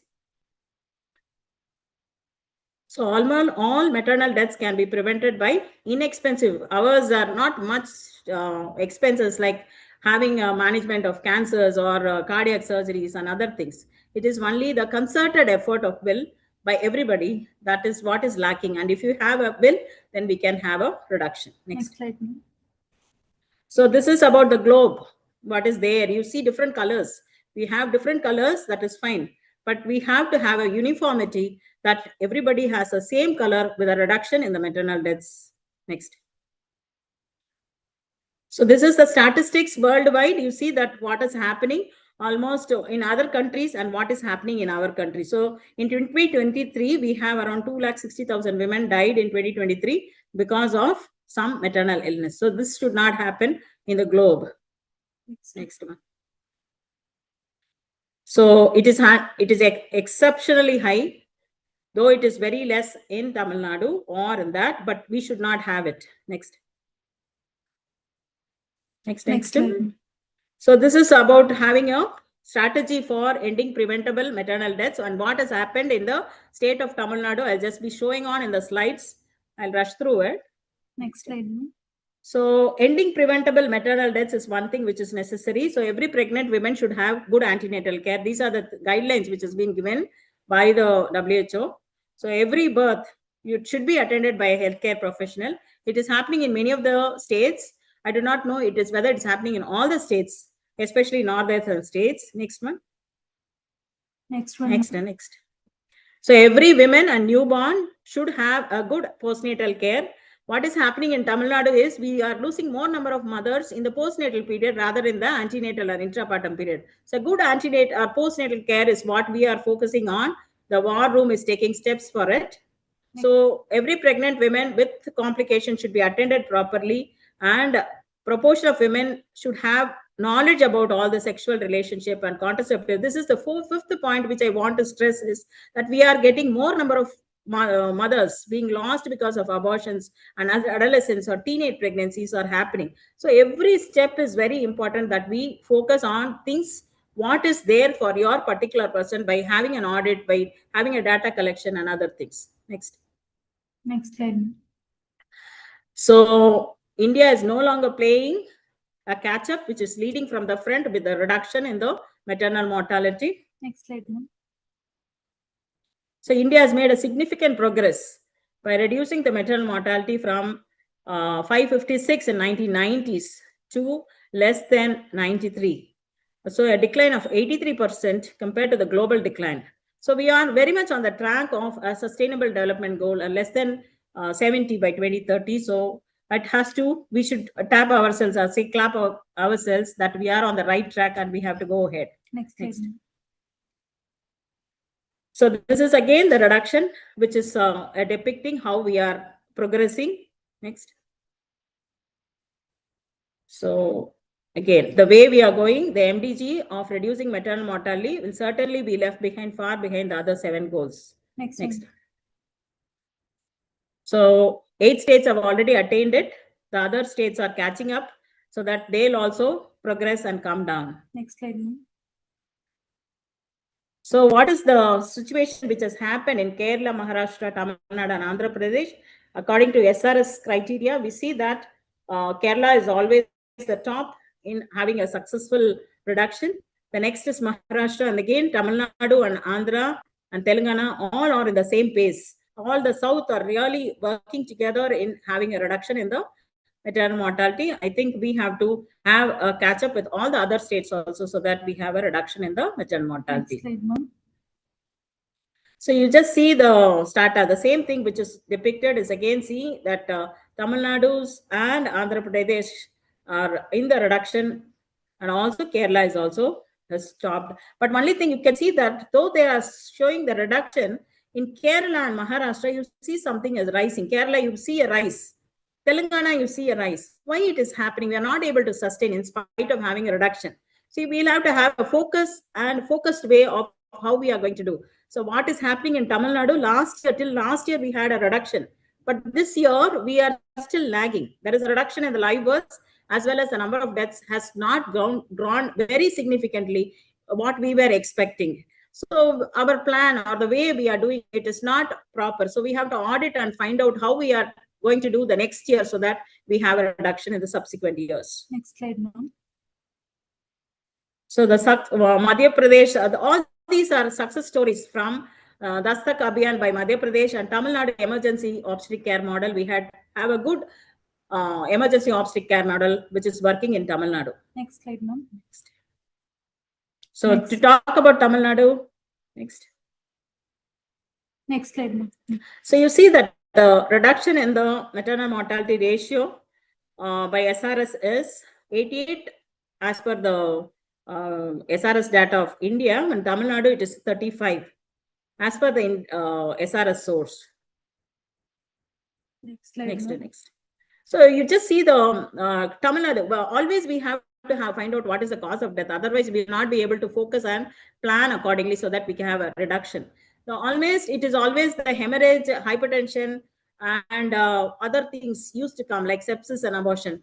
See that the heart disease is now coming up or picking up, or that is again in the sepsis also is rising, and abortion related causes is also rising. This is there is the same 6 causes are rolling about, but in each year we have to audit and find out where we have to put our focus, and so we can have a reduction. The same 6 is going to come. What is happening is of late we have an increase in the cause of sepsis and heart disease are really on the rise. We are able to control hemorrhage and hypertensive disorders to a certain extent, but sepsis and heart disease are a real challenge. And this year we have a challenge of abortions also coming in. Anemia, which was the top in 1990s, have gone as a 3% cause of obstetric death. So you see that there is a change, and we have to focus our attention on particular things so that in all aspects we have a reduction. Next slide, ma'am. So you see that what are the changes? What we have to focus into the depth, what is happening, how many of them are rural, how many are happening in the urban. Next one. Next one, ma'am. So what is happening in the medical? Most of the medical deaths are happening in the medical college. But when you see that though they are happening in the medical colleges, they have delivered outside, having a health seeking somewhere, and then they are coming again having a death in the medical college. So we have to focus so that the place where they deliver also have to be empowered in the way they manage it, and not sending at the last minute to the medical college. And that is one view. The second view is, even if they are delivering at the last minute or when elsewhere, the medical college should empower themselves so that they can tackle any patient at any point of time with whatever be the condition of the patient. The medical college should empower themselves so that they reduce the maternal death from their point of view. So this is the challenge which we are having it. Next slide. So the major causes I've already talked about. You see that the cardiac disease is now becoming an important aspect. So what has happened in our institute, and over the past 18 years, we have registered about 700 patients with heart diseases, and 400 have delivered. We have lost about 5 mothers during the process of death. So this has happened in the period of 18 months in a tertiary institute, where it is an epic institute where we have a correlation with the obstetrician and the cardiologist. So this is the challenge which we are facing by we have to shift our focus in managing heart diseases. So this is a challenge for us, and everybody should know how to manage it so that they can manage all the heart disease patients in their particular place itself, so that they empower themselves in causing the maternal death, or how to focus all these things is the challenge which is the state is facing. Next one. So this is where do we miss? We always miss in recognizing pregnancies, and all these things were the things which we always have this delay in recognizing pregnancy early, recognizing morbidities or comorbidities which are happening, and whether we are having a birth preparedness and complication readiness, or the challenges which we are having. Next one. So what do we miss is the next one. Next.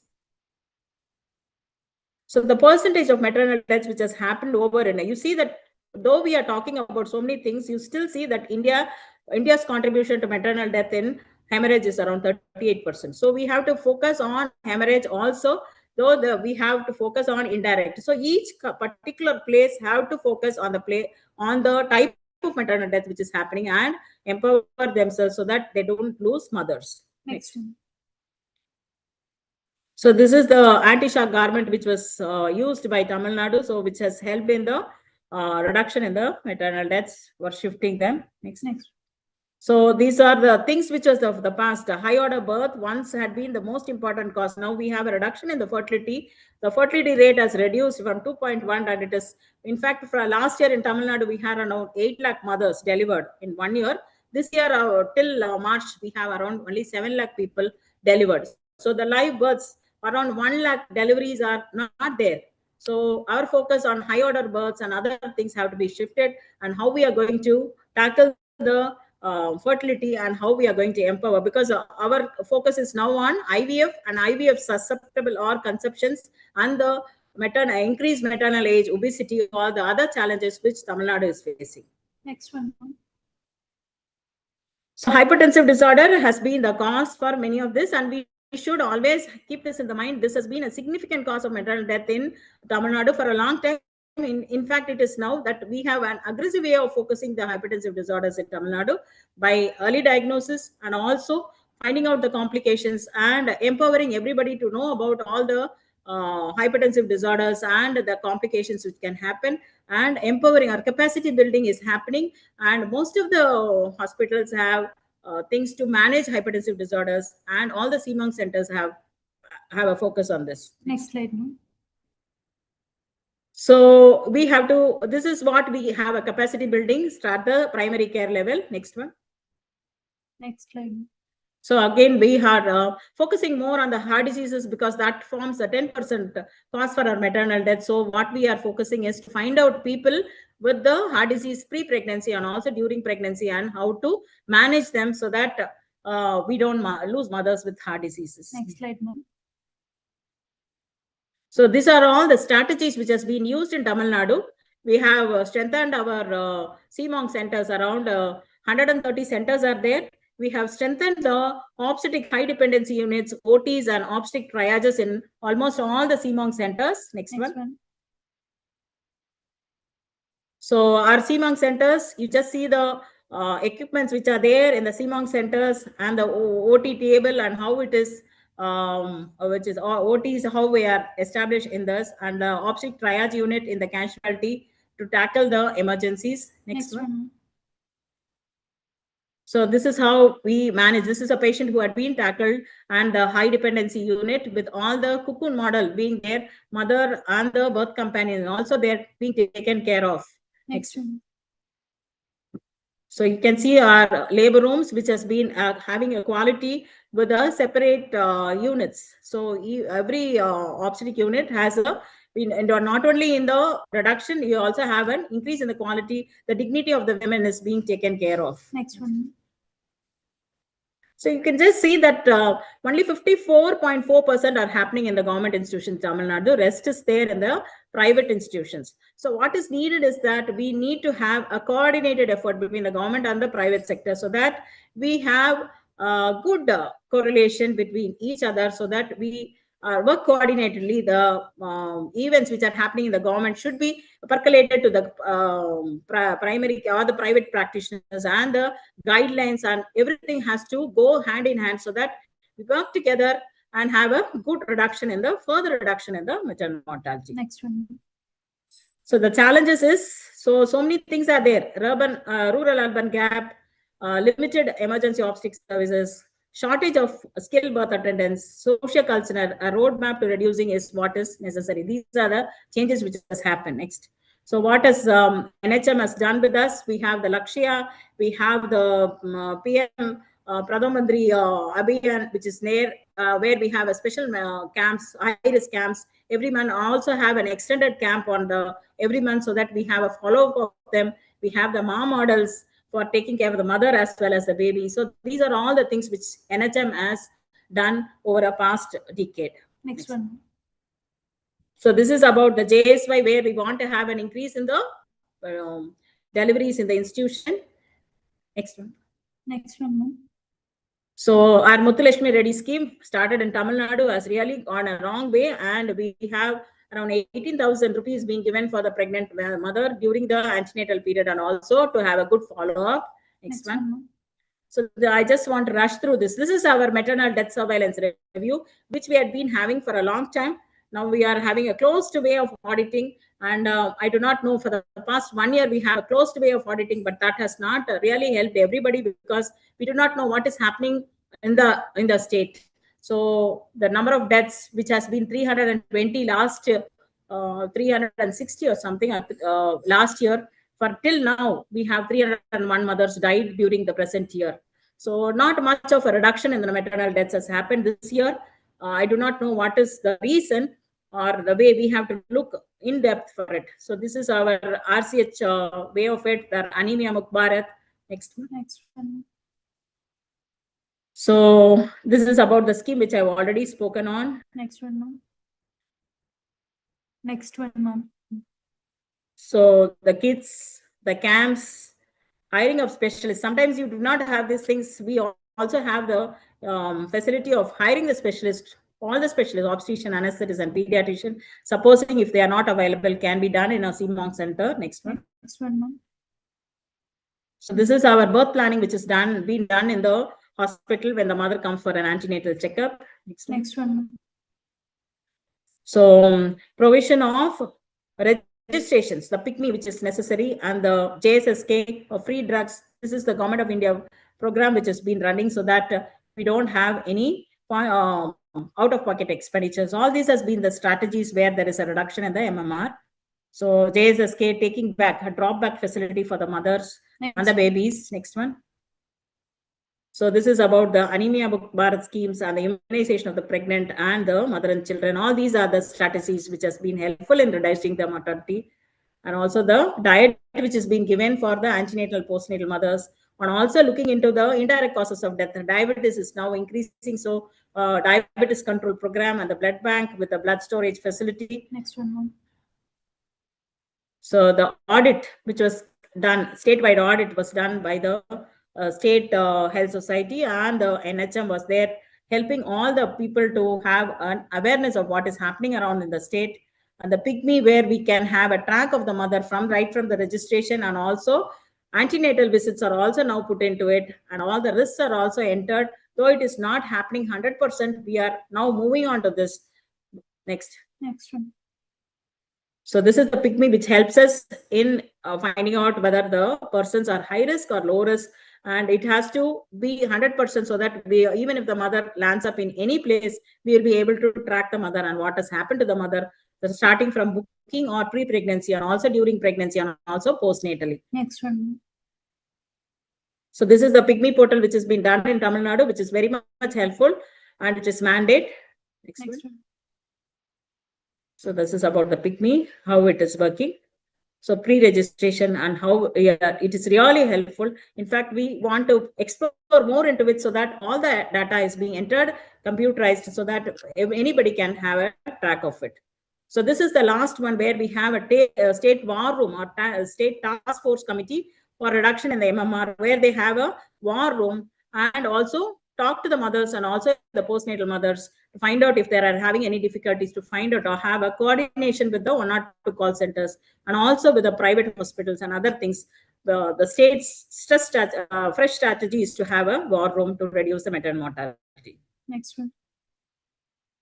So this is the next one where of obstetric, because of the obstetric transition were from high to though there is a reduction in the mortality, there is more amount of institutionalization, and because of that we have more number of cesarean section happening because of so many interventions which is happening. So this is the fresh challenge. So what the Government of India says, you let us hand over all our low risk to the midwifery led care unit. So this has been established in Tamil Nadu by having a coordination with the Telangana Fernandez Hospital, and people are trained, and some of the Government of Tamil Nadu is now focusing on establishing of midwifery led care units so that the nurses will be helpful to take care of the low risk mothers. So this has happened. So this is our midwife led care unit in Government Kasturba Gandhi Hospital, where a mother has been delivered by the midwives with good care, and also the doctors are standing along with the mother and the. So we also have the comprehensive abortion care services. Next one. So we also have this newborn care corners, NBSUs, special newborn care corners, and the latest one is the maternal newborn care units, where there is a newborn which needs admission. The mother will also be there. So MNICU is a new concept which has happened in our institute, where we have the mother and the baby together, a baby who needs care, but the mother will also be there along in that unit, so that they are taken care together, so that there is a zero separation. Next one. So these are the other strategies, RBSKs, to detect all these things, defects at birth, all these things. What is the effect of all these RBSKs? If there is a girl starting from the conception or the childbirth, if there is a congenital heart disease, that person is detected in the school level itself and the pre-pregnancy care. So these are all the other things which are supposed to help us. Next one. So we also have the Adolescent Health Club.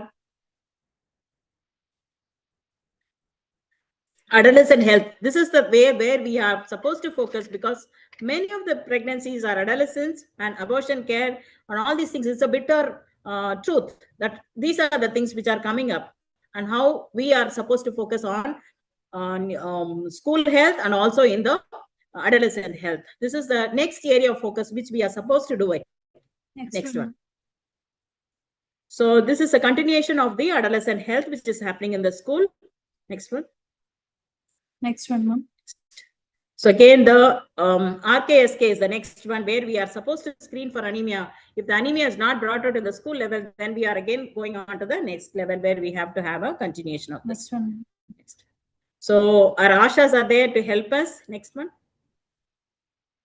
So these are the things which are there. Though we should not forget, India as a country, we have our tribal areas which has to be focused on how we are going to give them programs for the tribal health. So this is a special focus on how we are going to go about in that. Next one. So India as a country has to be seen as a whole, so that we have a rapid reduction in the maternal mortality. Next one. So this is what the Tamil Nadu government is doing, where we are giving training for the doctors of Meghalaya in obstetrics, in anesthesia, in ultrasonogram, in also the newborn care. So we are hand-holding not only, or having a capacity building on not only our country or our state people, we are also having a hand-holding of the other states. So there are 5 batches of doctors who had come from Meghalaya, had a training in all these things, and the next new batch has have come to Tamil Nadu to have the training in all the 4 aspects, and they are doing a good work in there. As far as we are finding out that we see the results in the state of Meghalaya. Next. So the context of this is how we had an MOU with the Meghalaya and the government of Tamil Nadu. Next one. So the Minister of Meghalaya and also the Minister of Tamil Nadu, when the first batch of students got graduated from the hospital in Madras Medical College with the government Kasturba Gandhi Hospital, this is the time where they had a meeting, and subsequently we had other people coming into it. Next one. Next one. Next one. Next one. So the doctors are getting trained. They are going away with the certificates, and they are doing their work in the government. Next one. Next. So this is again with the Minister of Meghalaya. Next one. So the same thing. Next one. Let's see. Next. Next. So there are exams for those people who had been who had come from Meghalaya. So we should not forget the Manyata initiative by the Foxy, where they are giving training for all the private institute also, and get yourself certified for having a good quality care. Next one. Next one. Next one. So the next step is to go into the near miss audit. When you really have a near miss, we have to go into it and find out what is the cause for the maternal or near miss, and so that we can have a good focus on or empowering our knowledge. Next one. So this is about not only we are getting training. This is a training which our people of Tamil Nadu went to the Singapore government to have a core training, and also those people from Singapore gave come and give a training to our people of the doctors and the nurses, so that it is always a concerted effort for the team who address the pregnant women. Next one. So this is the core training which the Singapore government people came and gave a training to us, and also we going to Singapore to have a training. Next one. So the training, these are the objectives with which that it was done. Next one. So a roadmap to reducing it is reflect, react, And that is the way we are supposed to have. See that these are the things: a good primary care, skilled birth attendance, emergency obstetric care, good antenatal, postnatal care, community awareness, and also the improving our capacity building, and also address to other things like nutrition, poverty, and health education. Next one. So the consistent decline in India's MMR is because of the improvement in healthcare infrastructure, public initiatives, better communication, transport, infrastructure, while grassroots workers like ASHA strengthening, all these things. Direct obstetrics still has a major reason in the maternal mortality in the whole of India. So we have a long way to go by having a good capacity building of all the midwives, skilled birth attendants, midwives, community healthcare workers, and also the maternal and child services also have to be addressed. Next one. So now talking on all these things, we should not forget about the second victim. I do not know, everybody knows about the second victim, and the second victim is nothing but the doctors. It's because when there is an event, mishap, we not only talk about the mother, we always talk about the mother, the family, and other things. But there is a victim or the doctor who really feels bad about it, which is not thought of. So we should think about the second victim. A doctor who makes a mistake also needs help, and that is the state which we are in. So also have a thought about it when you are auditing or looking into it. Otherwise, we will be losing our healthcare professionals because next one, ma'am. You see, these are the things which happen to them. So they suffer in silence. They are fear, ashamed. They are frustrated. They also have sleep deficit. Some people also go in for severe depression. So the second victim is the one which we have to also think when you are putting yourself or auditing somewhere where addressing a maternal death. Next one. So you see there is an increase in the number of second victims. The incidence is slightly increasing. Next one. Next one, ma'am. So the humanity's greatest advantages are not in its discovery, but how in those discoveries are applied to reduce the inequity, whether through democracy, strong public education, quality healthcare, or broad economic opportunity. Reducing inequity is the highest human achievement. What a powerful statement by Bill Gates. Next one, ma'am. So the India's rapid achievement in seeing across the world, there is an 86% reduction since 1990. It is because of the policies, the policy makers, the political will, and people involvement. And people are nobody, it is us who are the people. And thank you, and Jai Hind, for just giving me the opportunity to talk about the maternal mortality, which is a very close topic to my heart. And this was a topic prepared for somebody else, but anyhow, I took the opportunity to address the crowd, whether it is because it is coming from my heart. Thank you so much. And thank you, Sampath ma'am, for giving this opportunity. Fantastic talk, really. Whoever has not joined, they have missed it. That's all. Okay. Madam, can I have a word? Yes, sir. Yes, sir. Can I add a word? Sure, Yes, sir. sir. Yes, sir. Sumati's talk was excellent. Excellent talk. So beautifully she has presented literature. Big clap to Sumati for the wonderful talk. Thank you, sir. Thank you so much. Sure, sir. Sure, sir. Yeah. She is the director at present, sir, doing wonderful work, but this government is not allowing to continue for more than 60 years. Very good work. See, you tell the government that the age of life expectancy has gone high. Let them allow her up to 70. She is fit both physically and mentally. Yes, sir. I will go and recommend from Tnfog. Okay, sir. Yeah, Thank you. yeah. Thank you so much. Nice, madam. Very nice to hear from you, from your bottom of heart. Really great. Thank you. Thank you, Thank sir. you so much, sir. Thank you, sir. Thank you, sir. Thank you, Sumati ma'am. Thank you, Sampath ma'am, for sharing this. And it is really inspiring Wonderful talk. Thank you, ma'am. Radhika, you put the link in the our Tnfog group. This will be available in the YouTube. Yes, ma'am. Whoever has not joined, let them listen. Yes, ma'am. Sure, ma'am. Okay. Thank you. Thank you so much, ma'am. Thank you, Sampath, for Thank you, Dr. giving this Sumati, opportunity for addressing the crowd, especially in Tnfog, because I can address everybody, whether it is whether they are there or not. If it is there available in the YouTube, they will listen to it. I do not know whether I was able to tell what you wanted me to tell. Smriti madam, I am inviting you to Hubli to address our Hubli society. Yes, sir. Yes, sir. Sure, sir. Sure, sir. Anytime you are free, you please come. Yes, sir. Sure, sir. Sure. Yes. Sure. Thank you, sir. Thank you so much. Yes. Thank you. Yes, Radhika. Thank you so much, ma'am. So we are moving on to the next much awaited session is the panel discussion on maternal collapse. I invite Dr. Deepa Thangamani, ma'am, who is a consultant in Apollo First Med Hospitals in Chennai.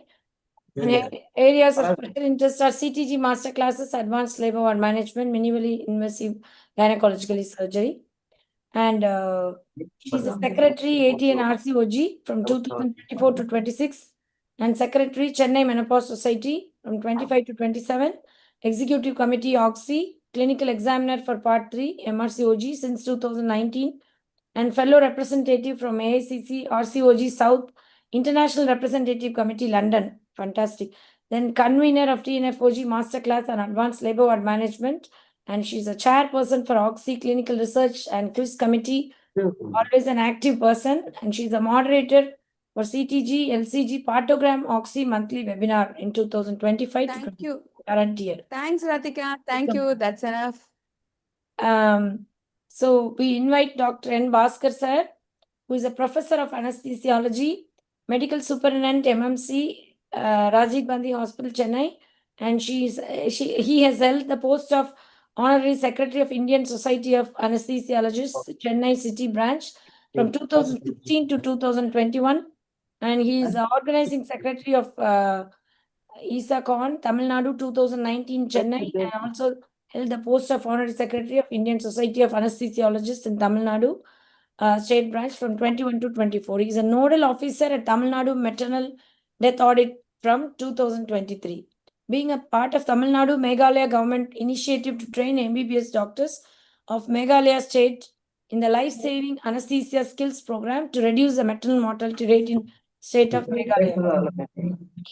His field of interest is obstetric anesthesia and intensive care. He is passionate in music and classical singing.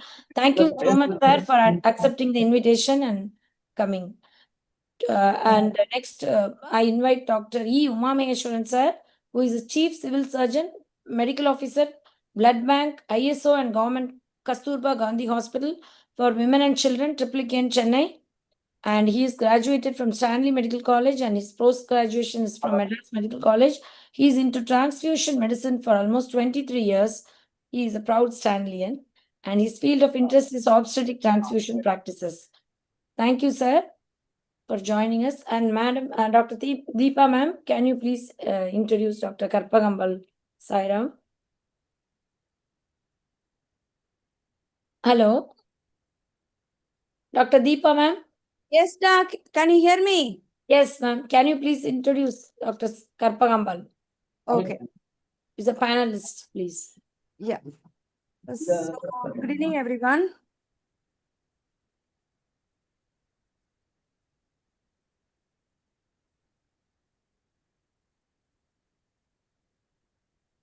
Sorry. So, Radhika, start introducing the panelists. Dr. Karpagambal is also consultant obstetrician, gynecologist, and fertility specialist. And she is into fertility, high-risk obstetrics, and gynae endoscopy.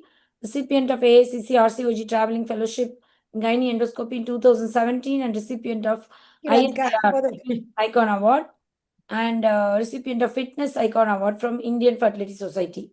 She is an executive committee member of OXY, peer reviewer for index journals, and presented papers and posters in various national and international conferences and won prizes. She is a consultant at Sri Sai Specialty Clinic, Motherhood and Nova IVF Fertility, VHS, Chennai. Her hobbies are running and cycling. And we are very happy to introduce Dr. J. Uma Brinda, who has done her MSOG and deepened BOG, working as an assistant professor in Obs and Gynae Department of Tanjavur Medical College, and she is the secretary of Tanjavur OG Society. Field of interest is high-risk obstetrics. Dr. Dr. Geeta Madam, who is a professor in HOD, Department of OBG, Virudhunagar Medical College Hospital, Virudhunagar. And she has done her MBBS and DGO from Madurai Medical College. Thank you, ma'am. Enough, ma'am. MD from Stanley, ma'am. And okay, ma'am. Welcome, ma'am. I invite Dr. Vijay Lakshmi, ma'am, who is a professor, Department of OBG, Chettinad Hospital and Research Institute. She has Stanley and her PG she has done from KMC Manipal in Karnataka. She has over 20 years teaching. Thank you, madam. Welcome, ma'am.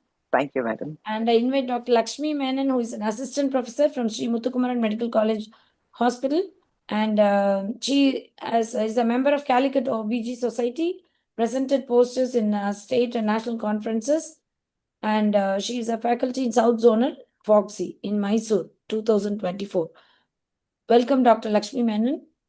And we have Dr. Ashika, who is a joint treasurer of Obs and Gynae Society in Tirunelveli. She's a joint secretary of IMA in Tirunelveli and a member of Federation of Obs and Gynae. Thank you, ma'am. And she's won numerous awards. Welcome, panelists. And I think we will start the Thank you. panel. Thank you. At the outset, I'll thank Sampath Madam and Radhika for giving me this opportunity. And it's going to be, thanks for giving the most interesting topic, that's maternal collapse. Are you able to see the screen? Yes, ma'am. Yes, Deepa. Yes, Deepa. okay. 1 second. Okay. And so, thank you. We have two experts, which has been already introduced by Ratika, and an extreme, very good panelist. So we'll start. I have 4 cases. So all 4 cases are almost like a near miss. How Sumati Madam has told the most important near miss causes for maternal mortality. We also have experience. So it's more what the postgraduates want, what the practitioners want needed. Our experts will give us a guidance. The first one is, she is a 36-year-old G2P1L1 at 39 weeks. She is a known bronchial asthma. Her first is a normal delivery. For the last few weeks of her pregnancy, like 37, 38, 39, she has progressively increasing dyspnea has been increased. We thought is a acute exacerbation of asthma. The pulmonologist has been taken care of her.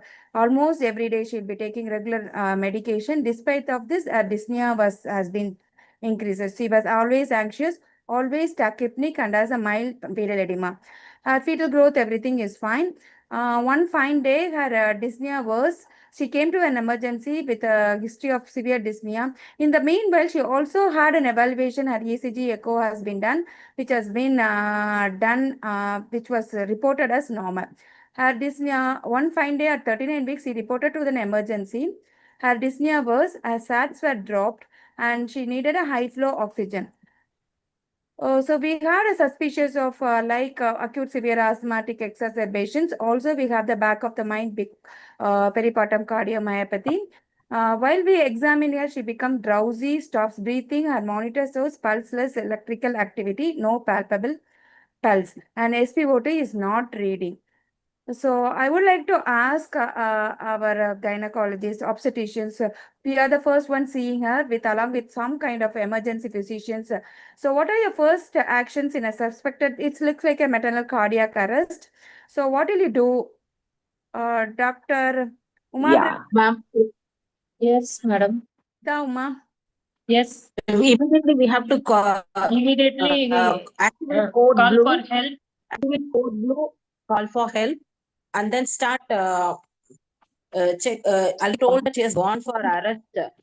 So we have to check the airway, breathing, tilt her chin, lift, all these things we have to do, and start CPR. And this CPR is different from the non-pregnant CPR. Little higher level, we have to 120 minutes and 2 to 2.5 do. The position tilt is very important. Manual left uterine displacement for venous, not and then Check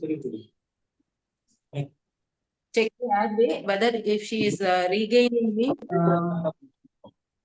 we can wait, or else we have to deliver the baby. Yes. For the life of the baby, we may have to do perimortem cesarean section. Okay, thank you. So as we know, the maternal collapse needs a full team. So we don't have the one hand is not enough. So the call for help will be the first priority. So we need a full team. Yeah, we need to call an anesthetist. We need to call an ICU specialist. We need a defibrillator. You have to have a high quality CPR as you suggested. So the CPR has to be continuous all through whatever you do. One person has to be with the CPR, doing a CPR. It should be at the higher level. And if they are tired, it has to be taken over to the other persons.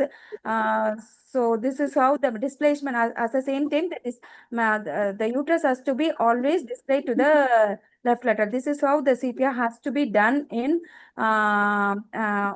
collapse. So after 2 minutes of CPR, still the rhythm is PEA. There is no spontaneous return of spontaneous circulations. So may I ask our experts, so do you advise to do a perimortem cesarean sections at the end of 2 minutes, or would you ask the team to wait further?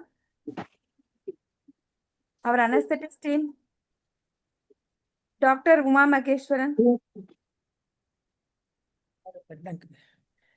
Okay, Dr. Bhaskaran. Sir, Bhaskaran sir. Is he here? Dr. Bhaskar sir இல்லையா? Yeah, join பண்ணாரு man. Join பண்ணாங்க ரெண்டு பேருமே. பேர் தெரியலங்க madam அவர் பேரு participants. Karpagam. So what time usually அவரு MS ஏதாவது எமர்ஜென்சி வந்து for 4 minutes. சரி. So Dr. Geeta said she will be going ahead with the perimortem cesarean sections as early. So at the end of 2 minutes, what would be your advice? Will you go ahead with the PMCD? Continue CPR and I mean at the end of 4 minutes only perimortem cesarean section we should have decided. No.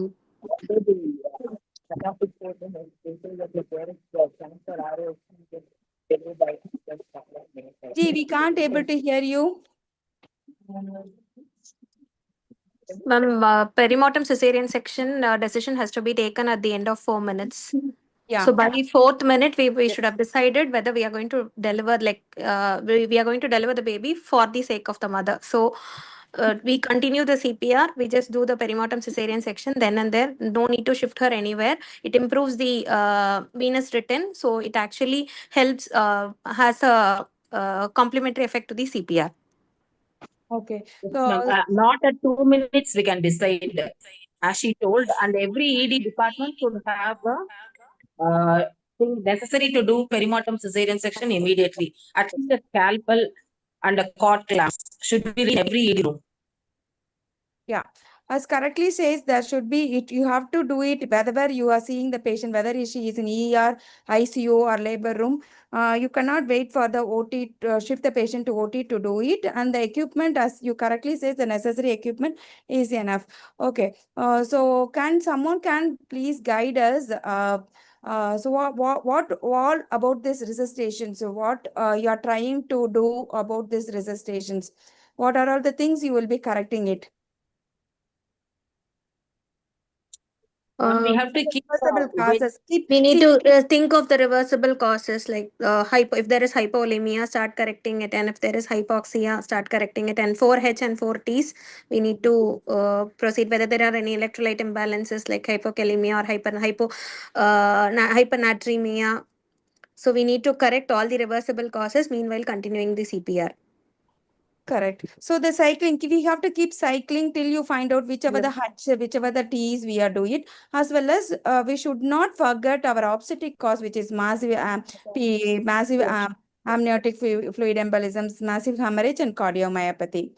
Okay, so this is how we will be doing it. So at 4 minutes, the PMCD is performed at the bedside, baby delivered within 1 minute. After delivery, the return of spontaneous circulations happen at 8 minutes. How do you coordinate the neonatal resuscitations at this moment? Ma'am, they have to be ready when we start doing. Neonatal should be ready when we start. Any perimortem cesarean section or any resuscitation after 22 weeks, the neonatology team should be ready. That is what RCOG guidelines very clearly says. After 22 weeks, any resuscitation for the mother, the neonatology team has to be present. Yes. And So that as early as possible, we have to deliver. We can go for either vertical incision to deliver the baby as fast as possible. Yeah. So whichever the technique you are confident, midline incision or transverse, the delivery of the baby within a minute is more important. Thereby you are reducing the vena cava compression, improving the circulations. So there will be our Karpakam said there will be a pre-ascent neonatal time. It's a separate workspace. You don't worry about the neonate here. It's only the maternal. So your Apgar, card gases, everything can wait till the maternal stability comes. So you have the ROSC has been achieved. BP supported with norepinephrine, and patient is intubated. So what are your priorities in this patient? So just now the patient has come from the collapse. So what will be the priorities in this patient? Like, would you find out the cause for it? What exact next step will you do it? Yes, first, am I audible? Yes, Deepa? Yeah. Vijay. Yeah. So now ROSC is established, and now our priority is to find out what is the cause for her initial. And the most important thing is we would have started the resuscitation at probably the ER or in the labor room. Now we have to wheel her to our ICU. So she has to be moved to the ICU immediately once the ROSC has happened and she is intubated. And we, as you had pointed out, the 5 T's, the 5H and the T's, we have to identify what is the cause that has led to her. And most likely in this woman, it could be a pulmonary embolism. So the evaluation of that should be our first priority here. Okay. So you started doing all your workup. The blood works should be started. You should take and establishing the lines. Everything should be done. And we will continue with our norepinephrine so that, maintaining her MAP of at least above 65 and assessing her blood sugars, whether are we dealing with, something related to metabolic condition. So everything should be going on step by step. Yeah. So we will be moving to the ICU for the care, and we will be maintaining the SPO to maintain. The ICU team will have to take over at that time. Yes. And she will be in the support, and we have to identify the cause. So bedside echo for cardiomyopathy as well as PE, and labs as we have to look for the hypoxia, high acidosis. What about the hydrogen ions, lactate, troponin and electrolytes, temperature and glucose controls, and bleeding, PT prophylaxis once the patient is safe. So we have done the echo. It was severely reduced LV function peripartum cardiomyopathy. So how do we risk stratify and treat PPCM now, and what do we tell her about her future pregnancies? So now she has, we have diagnosed PPCM. The echo has, so the cardiologist will step in and it will be support as well as, management of PPCM. And definitely future pregnancy poses a greater risk for her for a recurrence of this. So we have to educate her about that. Already she's elderly, she's 36. So we should probably ask her to, consider avoiding a future pregnancy. That we should speak to her about it, both her and her husband, her partner. We should explain to them about the almost a 30% risk of recurrence in the subsequent pregnancy. So that's something we should be talking to her about. Yeah, thank you. So we will be telling her the message here. We will be telling her that you avoid future pregnancies. I just want to give up the feedback about what happened to these patients. She was recovered. She had double problems. Her lungs is totally out during this process. She is already a asthmatic patient, so full-blown COPD as well as peripartum cardiomyopathy. She has had an ups and downs for the first 1 year. And she was literally dependent upon oxygen for the next 2-3 years. Then she underwent a heart-lung transplant. After the heart-lung transplant, after 1 year, last year, she expired. Say almost 7 years after this incident, she could not able to survive. So very, very, very unfortunate for her. The problem we missed is the echo which we have done it in the last few months when she come with an dyspnea. Probably we missed the peripartum cardiomyopathy. That's why ended up in collapse Yeah. situation. No, actually, Dr. Deepa, yes, that's another thing that Deepa, she's your having line. progressively worsening dyspnea Yes. despite her, and when you're looking at it, and we tend to attribute it to the asthma, whether it is an acute exacerbation of asthma is what we tend to think. So, like you said, a periodic echo and maybe picking it up early would have helped or could have prevented this acute collapse that you had with her. Yes. So Inotrops, diastolic dysfunction. So sometimes inotrops could have helped. And this peripartum cardiomyopathy, mostly, it comes without any notice. Yes. So And it typically occurs just 2 weeks prior to delivery date, no? That is very typical. Yes, Very yes. typical. She started Last month having a was- problem in the last 37 weeks onward. Yeah. Since she has a previous normal delivery, we thought we will go for the wait for the spontaneous progress establishment of the labor. But unfortunately, she ended up in severe dyspnea and collapse. Okay. So in any case of maternal collapse, if CPR is the most important thing. Don't wait. Start CPR and continue DP CPR. That's the only thing. And if there is no spontaneous return of circulation, then go for a perimortem cesarean sections. Work with parallel teams. So after ROSC, stabilize C-cause and protect other organs. So that's the take home in this case. We move on to the second case. Our second case is also more or less similar but different etiology. 35-week previous LSES, refer from outside with a history of fever. So almost with a history of 2 days fever. Second day itself, she started having cough, breathlessness, SpO2 is falling. She came with an oxygen of 4 liters of oxygen. When we received her, she is tachypneic, tachycardiac, and a little bit of altered mentations. As soon as we receive it, we are stabilizing her and she collapses within an hour. So she is not collapsing. She is little bit of her pulse saturation is dropping to 88 and she was needing high amount of oxygenations. So what will you do now? 35 weeks. What are the signs that this is progressing to the maternal sepsis and collapse? What could be the reason for the collapse? Yeah, one of the important conditions is could probably be infection, so pulmonary, whether it is some respiratory infection, and rising blood lactate levels and other markers of sepsis with a drop in her pressures, saturation dropping, as well as she's going in for hypotension. They don't manifest with the fever also sometimes, pregnant women. Yeah, she had a fever. She came with second day of fever itself. It's just second fever itself. She needed oxygen support. Yeah. So this was something like a presentation during COVID, Many of the women were presenting like this. Pneumonia. Yeah. Yes. COVID pneumonia or some other respiratory viral pneumonia. Yeah. So majority of times, because they have the diaphragms are actually there is splintered and there is increased oxygen requirement, they develop pneumonia more quickly and the saturation falls down more quickly. Yeah. And they also worsen very quickly. That is the most important. Very quickly. So. Okay, so what do you do that now she is collapsing? So what in an emergency where people are there to see her? So what do you do now? Yeah.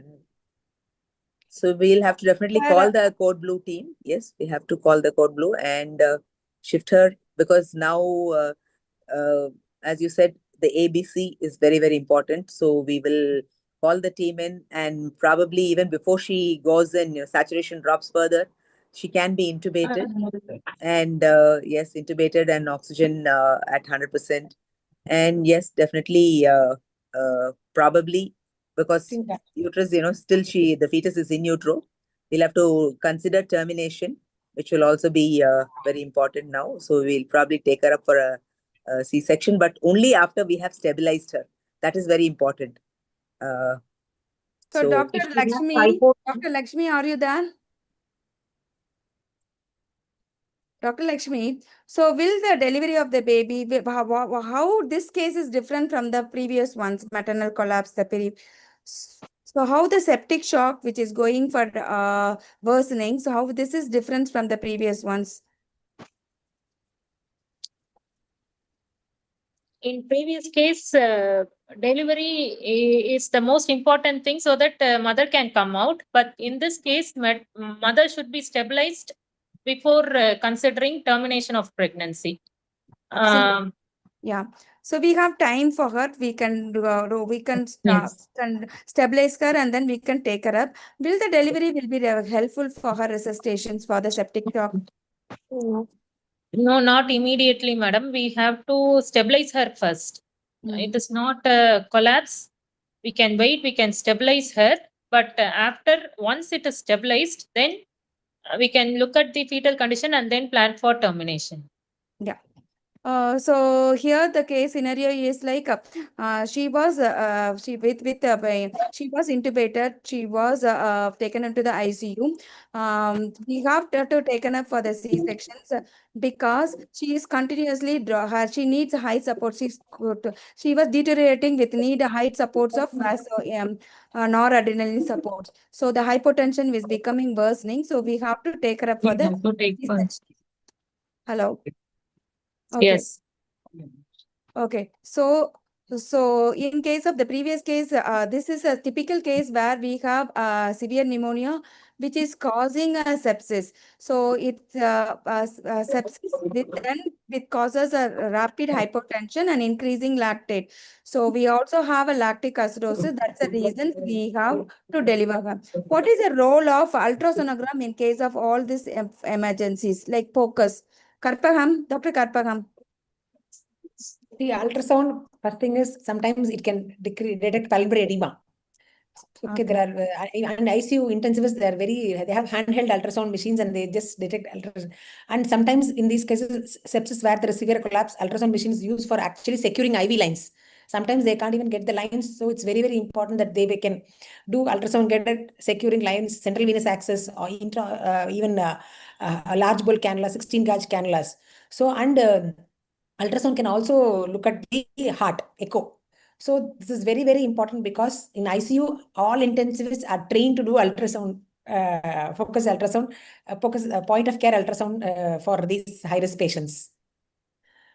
Also, basically, this point of care ultrasound will help us differentiate what is the type of shock we are dealing with, whether it is an cardiogenic shock or it is an we can just evaluate the lungs, whether there is pulmonary edema, or we can see the V lines and we can still see the contractility of the heart and all the views of the heart and IVC distension, whether there is collapsibility or not. And then we can just rule out we can just see the fetal well-being also along with that. So it basically helps us differentiate the type of shock, and then we can go ahead with the management plan accordingly. Yeah, the most important thing is like even if before you get an IV line, whether to rush if there is no central lines. Do it or not. Yeah, that is most important. And because IVC is going to tell us how is the volume status of what is the volume status of the women and how we can give fluid very judiciously at times of these crises. Correct, well said.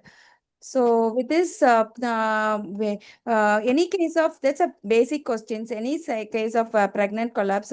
So what is your sepsis bundles? What is your sepsis, that is sepsis 6? So this is 3 in and 3 out. So we have to give antibiotics, IV fluids, and oxygen. So 3 in and 3 out. We take the blood samples for the routine investigations, complete blood count. Serum lactate has to be measured, and the out will be urine output as well, monitoring the urine output. So basically, this constitutes the sepsis 6 bundle, which is 3 in. We are giving fluids, antibiotics, and broad spectrum antibiotics in particular, and oxygen, high flow oxygen. And 3 out, we are monitoring the urine output, taking the blood for all investigations, and taking the measurement of serum lactate will give us the severity of the shock which we are dealing with.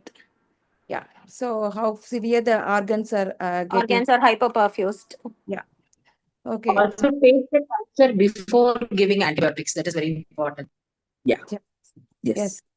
Oh, so this we have discussed. When should we deliver the 35 weekers as Madam, necessary? regarding the taking the blood culture, there is also you have to follow the standard guidelines, madam, because taking less amount of the blood adding to the culture, that will also give a negative report, madam. So the standard protocols regarding the blood culture has to be followed.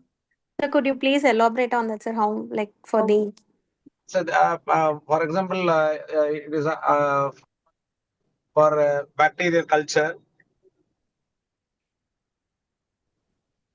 Can you hear me, madam? Yes, sir. yes, I can hear you. Yeah.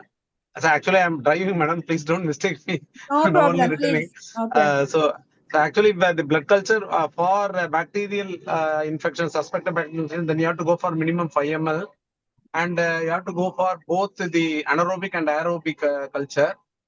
So this is for this thing, and as well as for the viral or any other thing that the site of if you are taking culture, swab, those thing has to be standard protocols should be followed, madam. Yes. And the most important thing, and other thing I want about tell about the lactate. Lactate per se is not going to tell about the infection, madam. If you are suspecting a bacterial infection, then procalcitonin will be the ideal measurement.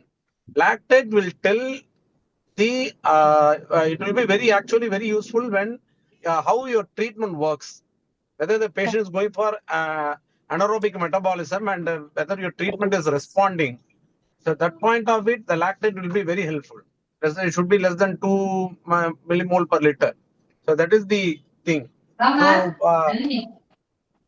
So what we have to emphasize is we have to go for a little bit higher. We have to go for procalcitonin measurement. Procalcitonin measurement is towards the bacterial infection. So that is very important.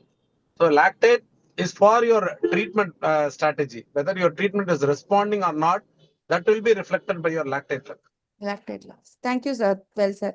So normally for a 35-weeker here, whenever if maternal respiratory mechanics are worsens here, there is like she is going in for like hypotension, hypovolemic shock, septic as well as hypovolemic. She needs large amount of support system. That is the reason we have taken. Or if the fetus is compromised, if intubation or ventilation is failing, then previous LSES here, which is a quicker route, do a repeat LSES.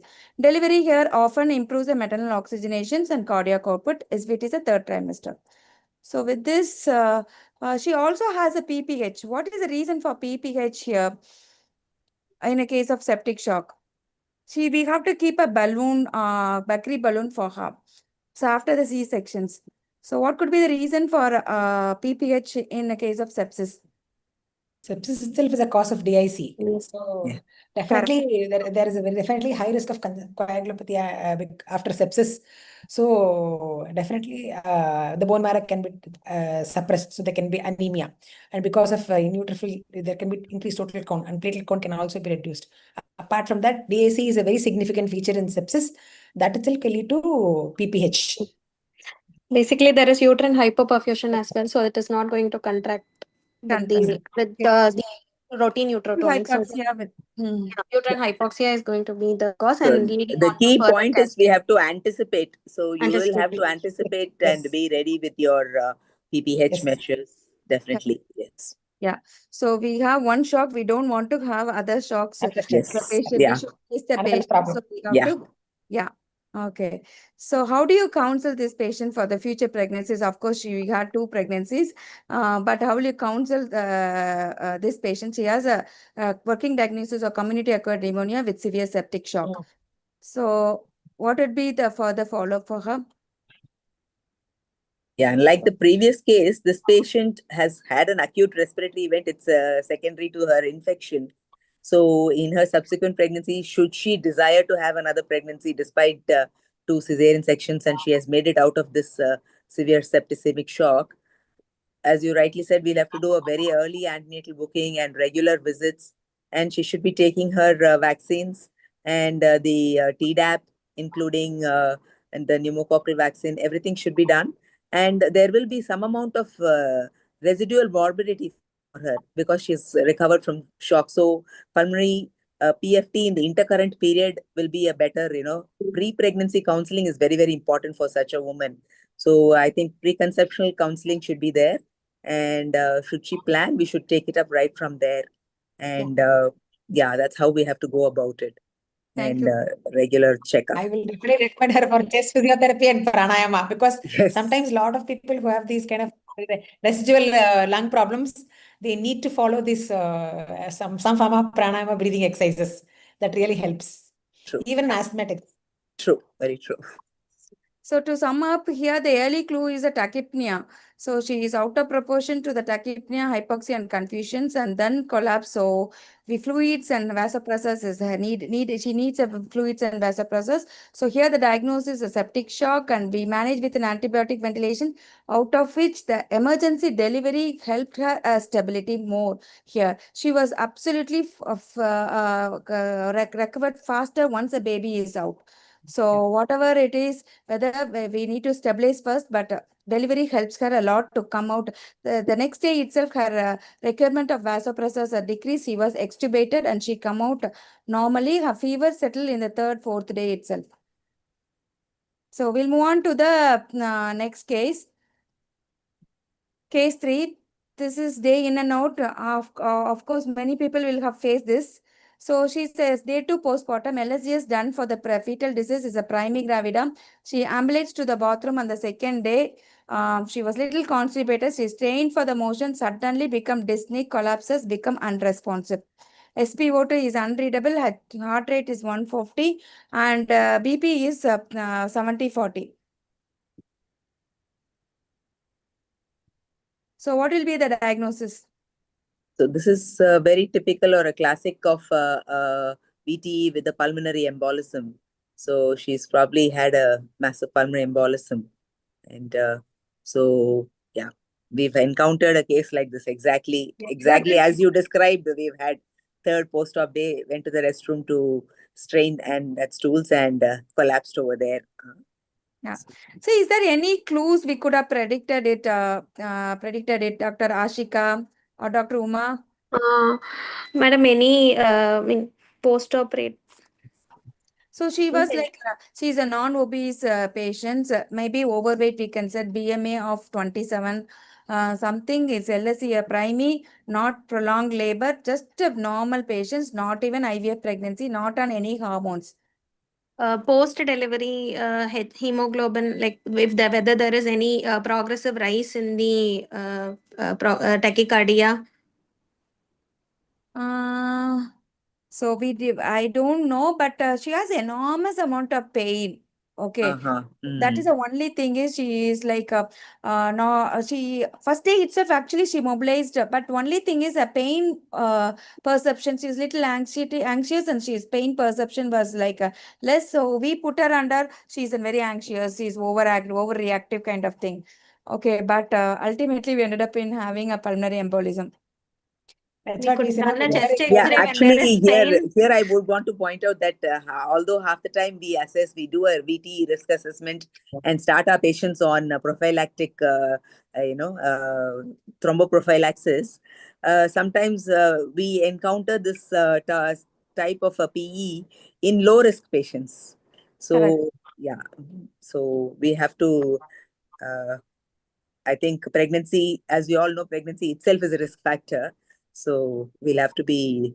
This is what we call as this diagnostic overshadowing. We'll always try to put the diagnosis with the existing condition rather than looking into other factors. So we need to, I think we just have to see if there is a sign which we have, we need to rule out all the causes in the postpartum mother. It is better to go ahead with that open mind rather than attributing it to one of the factors like anemia or pain.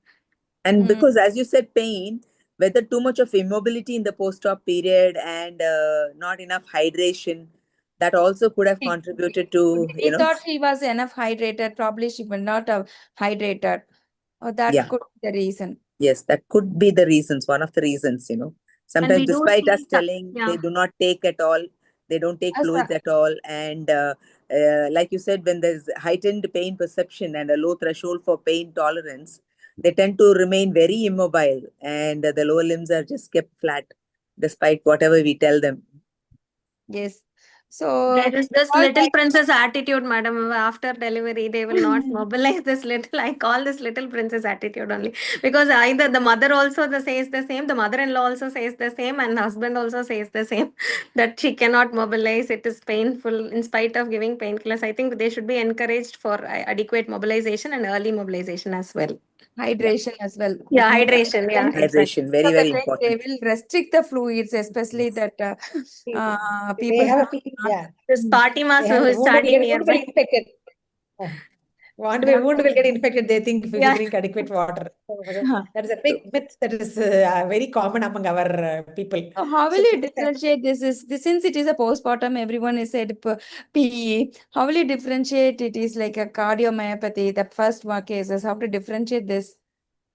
In this cases, a bedside point of care ultrasound would definitely help, madam, to see the cardiac contractility. We can see the four chamber views, and we can see the contractility, have an visual assessment of the ejection fraction and contractility, and we can simultaneously see the lung areas, whether there is any but we can just at least know what is exactly, whether it is fluid or it is clear, and then go ahead with an X-ray. Yes, and a CT. And a CT. Okay. So fine. So immobility is most of the reason. So bedside test, as you correctly says, the focus we have done it is dilated AV and septal bowing supports PE, and ECG also tachycardia was there, and ABG she had a severe respiratory alkalosis initially, but which was corrected.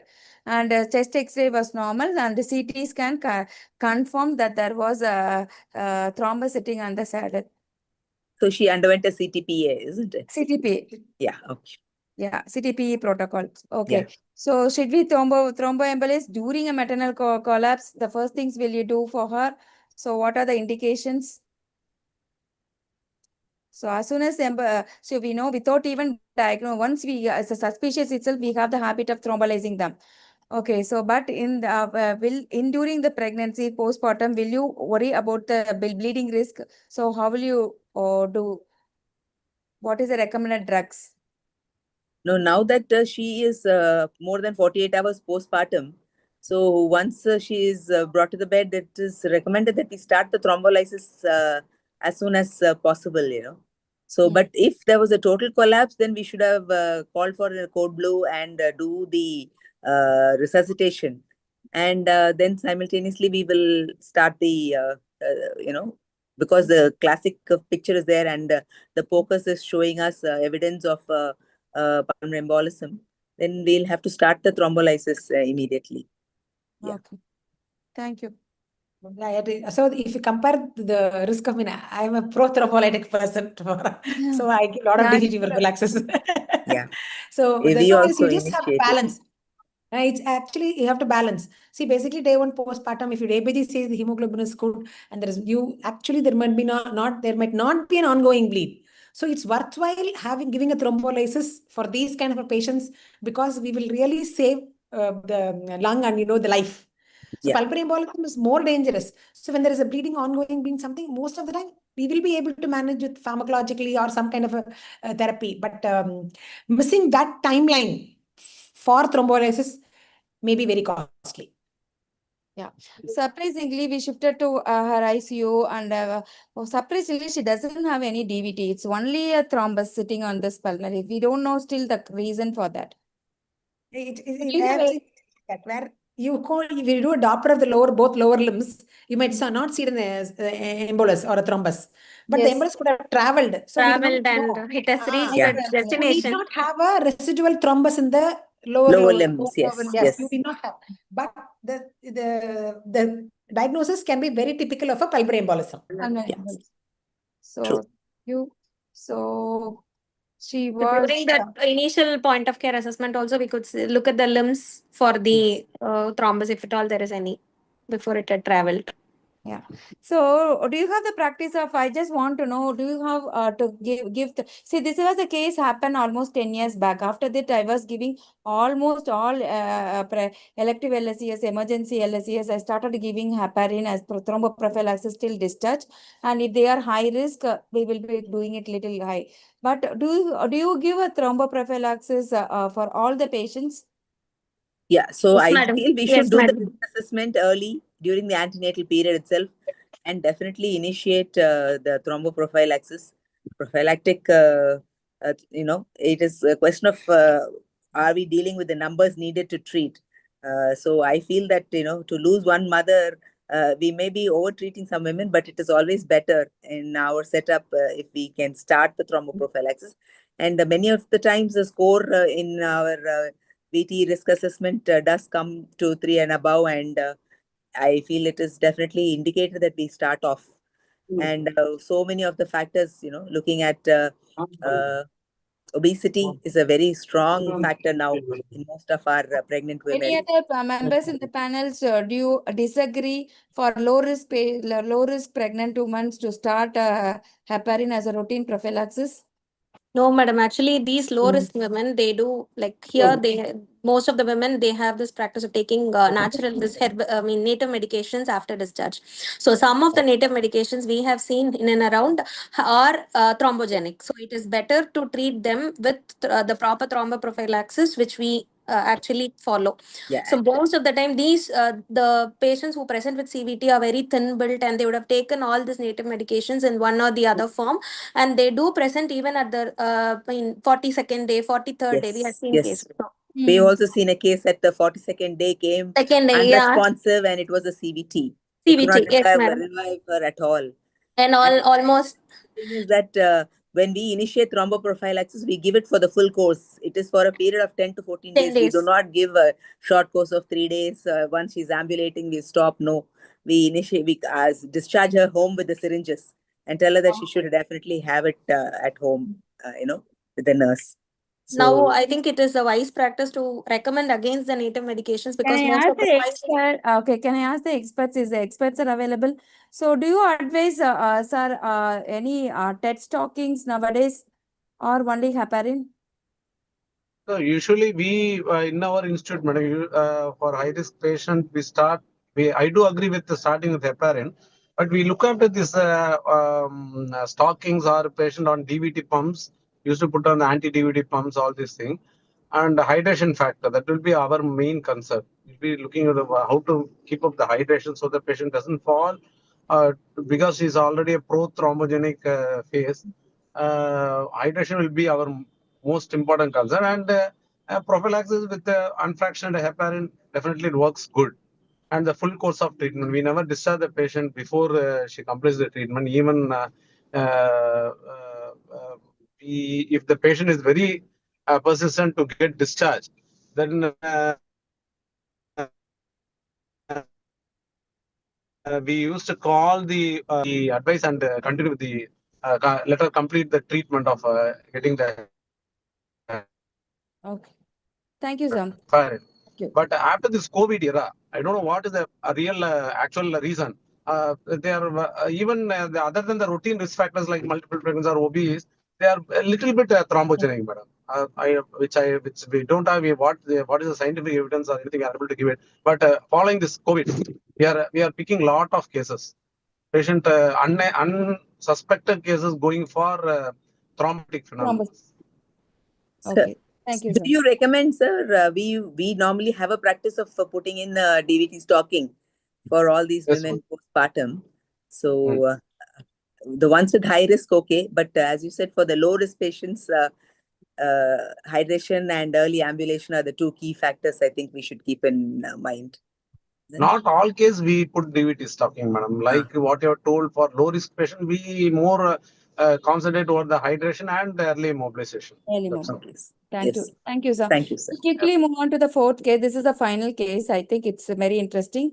And this is, we have done an emergency LSES, which is an unbooked came with a placenta previa with the bleeding. Previous LSES also taken up for emergency LSES and a spinal anesthesia at 37 weeks. Baby delivered uneventually. Placenta does not separate. Bleeding turns torrential within minutes. We all know the diagnosis by now.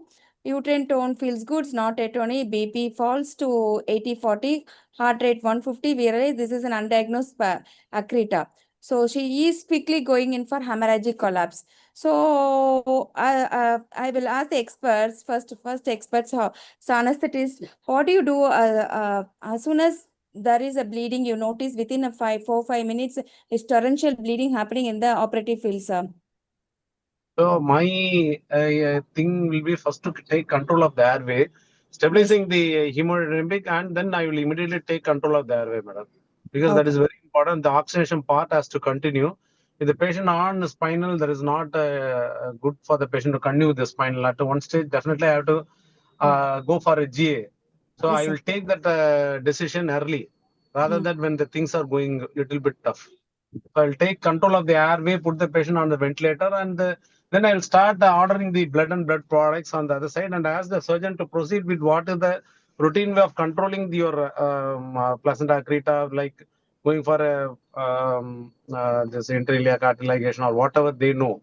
On the other end, on the other side, I will be taking managing the hemodynamics with the start with if I don't have blood, at least I will start with some amount of starch, starch at 6%. I'll rush it. I'll try to keep up the urine output 0.5 ml per kilogram body weight per hour. And if needed, I will even start an inotrope. By the time, by the first, I should be getting the first blood within at least 20 to 25 minutes. Yeah. Dr. Lakshmi or Uma, so this is an undiagnosed accreta. What are your first steps? What do you do when you have encountered this kind of patients? Madam, call for another help of a surgeon or urologist. You should immediately call for help.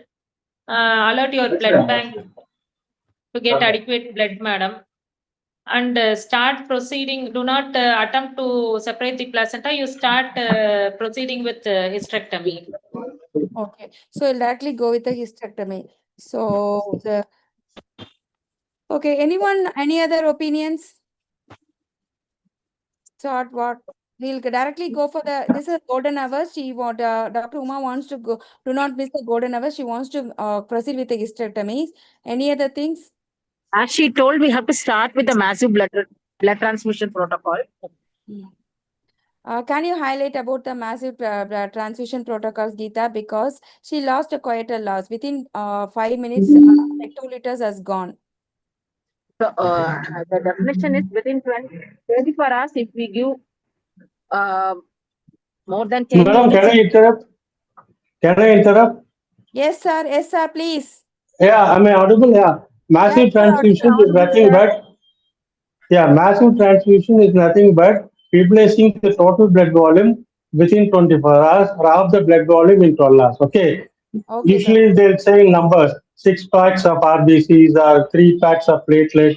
No, numbers won't do. Okay. Only the definitions follow. So as soon as the patient is going in for DIC, you have to follow the massive transfusion protocol. That is 1:1:1, as rightly mentioned.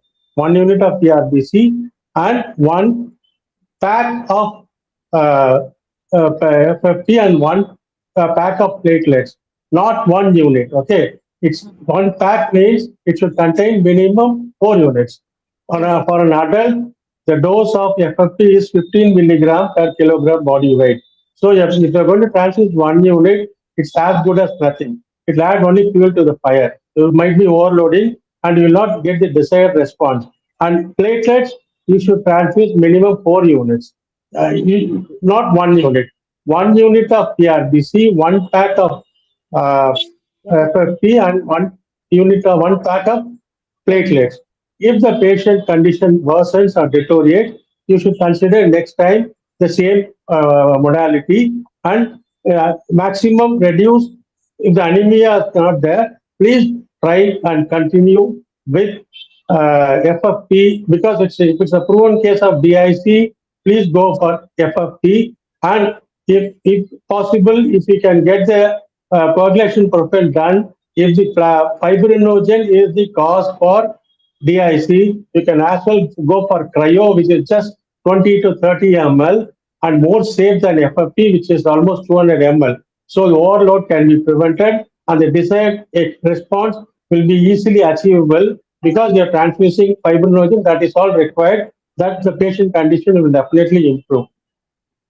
And cryo should be minimum 6 units, not 1 unit. The usual mistake they do is they 1 unit of PRBC, 1 unit of platelets, and 1 unit of FFP they transfuse. That is not the correcting. You have to follow the protocol. One PRBC, one pack of, that is minimum 4 units of FFP, or 4 units of platelets. If platelets, it's not mandatory. You have to prove that platelet is the cause of DIC, because the platelet is a double-edged weapon. Okay, it will add fuel to the fire. So if platelet is the cause for DIC, please proceed. Otherwise, blood, FFP, and I would, in my experience, cryo would do a dramatic improvement, bring something good to the patient in the case of DIC, madam. Thank you for listening. Thank you, madam. Thank you, sir. So after the first packs, there's many centers start using that TEG and ROTEM. So can you explain Yeah, about? yeah. Ted and Rotem, Bhaskar sir can better explain, because Sir, that sir, first of all, I would like to thank our Uma sir, who actually, even to start with, I had the same confusion of what is this 1:1:1. Yes, sir. We used to think that is 1 unit of PRBC, 1 unit Even of.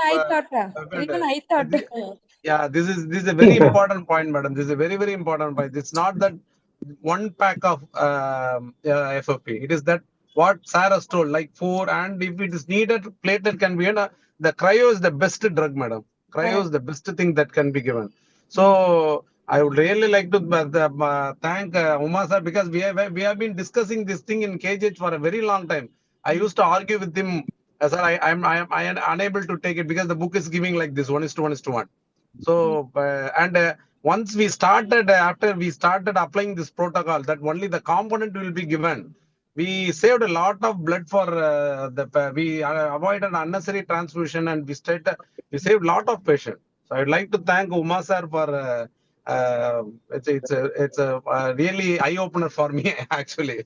And sir, it's reciprocal, sir. Without his commitment and dedication, I would have achieved this, madam. We have saved so many unnecessary transfusion. Okay, by that I mean that blood transfusion. I was taking a class for UMC. Madam Sumati, madam was mentioning. Can you all say what is the safest blood transfusion? Safest blood transfusion. If anyone could answer me, give me the best answer, I'll be very happy. You're all senior practicing position. Please don't have any inhibition. Please answer. Madam, you can answer. Safest blood transfusion. Yeah. So avoid that. Correct your anemia. Okay, I don't want to waste time. Yeah, that's correct, madam. Safest blood transfusion is no transfusion. Okay, because considering the hazards of transfusion, okay, transfusion reaction, the blood transfusion should be used only if it is absolutely indicated, and that has been achieved because of all the efforts of Dr. Bhaskar sir, Sumati madam, Dr. Sampath Kumari madam. They are good to get connected with Dr. Geeta after so many years. All these people have done a lot in bringing up bringing down the maternal mortality and bringing good supportive treatment to the patients of KGH, madam. Thank you so much. Please follow this, because 1 unit, if you are going to transfuse, it's like transfusing 125 milligram of ampicillin. The required dose is 250 milligram. What is the fun in transfusing 1 FFP? If at all you want to do something good to the patient, please go with 1 pack. That is 15 ml per kilogram body weight, which is almost 4 packs. Okay.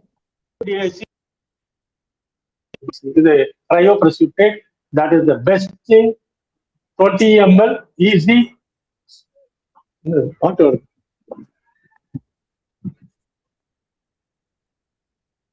please go for cryo if it is available. Avoid transfusing RBCs if it is only anemia, because overloading the patient. Already patient is in moribund condition. So if you are going to that will add fuel to the. Yes, sir. And regarding TEG and ROTAM, madam, yes, if your institute is having a TEG or ROTAM, definitely it is really good, and within minutes, first reaction itself with the TEG. A TEG or ROTAM is, if it is available, definitely it is good, madam. You'll be avoiding unnecessary transfusion. You'll go for a component therapy.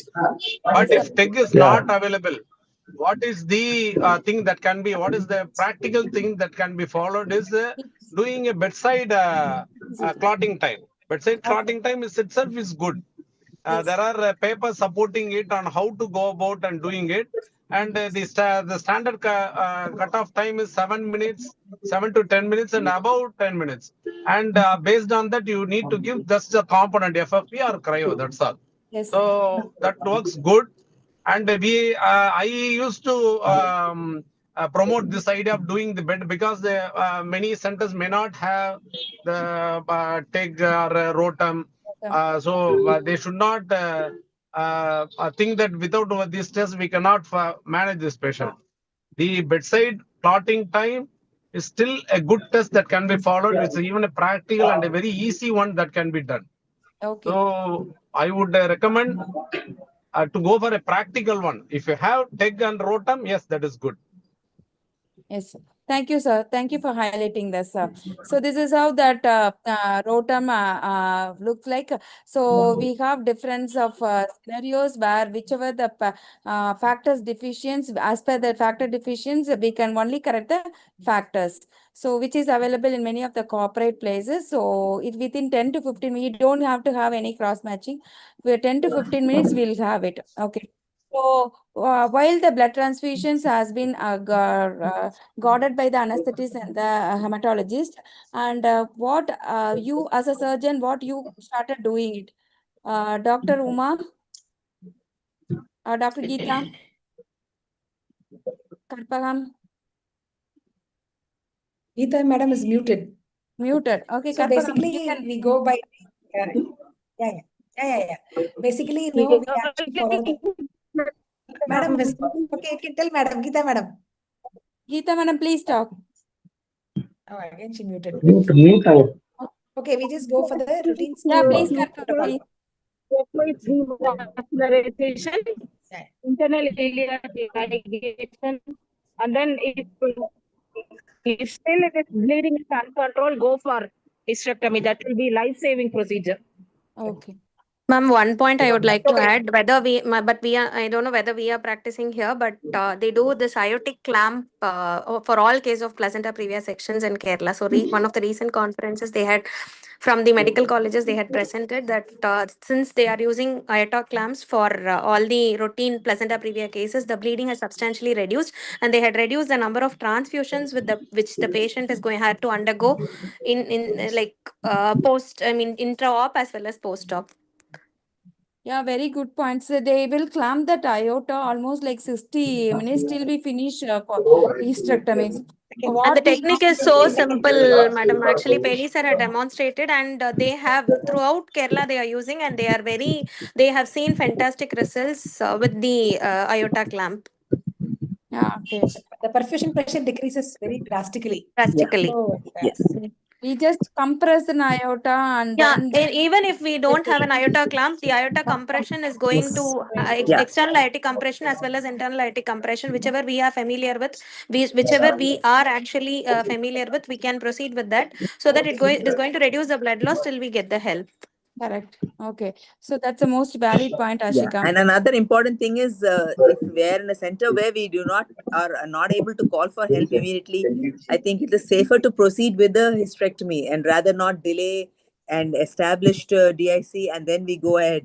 So many times, sometimes in the peripheries, obstetricians might be caught with, alone. And if you are having such a case of an undiagnosed accreta, as you said, not to meddle with the placenta, and the hysterectomy is something that each of us can, the obstetrician can finish in a matter of 10 minutes. So if 10 to 15 minutes, we can save the life of the patient when we are, when the anesthetist is stabilizing the patient at the same time. Yes. The technique of aortic compression as well is we need to give it compress it appropriately so that we should not feel the pulses. So the technique of aortic compression, we need to add it in the drill as well. It is better so that because most of the time the operating surgeon will be held and the smallest person in the room can do it, because so that they will not occupy the operator field as well. True. Very true. Yeah, one humble suggestion, madam. Please, when you anticipate blood loss, we don't know about the condition of the patient. Please alert the blood bank. So you'll be ready with all the blood and components so that time delay can be reduced. And one more thing, please do the grouping and RX typing in the blood bank where you're going to take the blood. don't get carried away by the words they say, because I've seen umpteen number of things. The patient will say A group, when they come for cross match, it will be O. So please, whenever the patient, any obstetric patient is admitted, immediately get the grouping and cross matching done. That's my humble suggestion. That inordinate delay can be prevented. There be a single unit transition, we can hold, redo the cross matching, redo the grouping, the patient can wait. But in a case of severe PPH or Acarita, we cannot wait. Each and every second is matters. So please do that when you anticipate. For that matter, any obstetric patient, get the grouping, typing, cross match, and check the availability of the blood in the nearest blood bank and the components if necessary. Thank you, madam. Yeah. So the moral of the story is activate the blood bank and activate the MTP very early, and we need a lot of blood needed. But as we are improving in our aortic compressions and our internal lateral ligations, and with the help of our radiology colleagues, we will be decreasing the blood loss, and we may not needed it, but in case of unprepared cases, this will be helpful.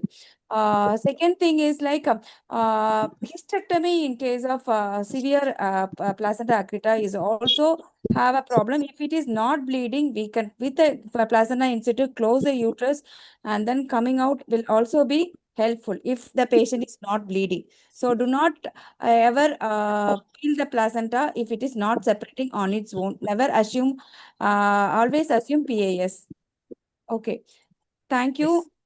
And thank you once again. The one line message for all this maternal collapse. So maternal collapse, we have only minutes to act. It's not an hours. So don't delay any definitive, never delay definitive control. And thank you, panelists. Thank you, experts are Bhaskaran sir, Maheswaran sir, Ashika. Thank you, madam. Thank you, madam. Thank you, madam. Madam. Thank you all, madam. Thank you all for patient listening. Thank you all. Thank you so much. Thank you. Very importantly, we you. have to give ourselves Thank a you, thought all when the we do a panelists. near miss Thank event. you, Dr. And we have to Deepa. learn a lot from this near miss events. So what things went wrong, how we did, and how Loss, we could have we have improved. 6 So to we have 7 to near learn a lot misses from this.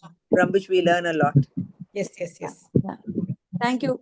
Thank you so much. Yes. Thank you. Thanks, madam. Over to Ratika. Thank you. Thank you, Deepa ma'am. Thank you, panel experts, sir, Uma Maheshwaran sir, and anesthetist sir, Dr. Bhaskar sir, for your valuable inputs and for your valuable time as well. And thank you, Dr. Karpagam, Viji madam, Geeta madam, Dr. Uma Brinda. Thank you so much for your valuable inputs. Very interesting discussion. I think everybody will benefit from this. Although not many have logged in, I think this will be in the YouTube, so it will benefit them definitely. And we all will come across a maternal collapse at some stage in our career, so we should be ready in future.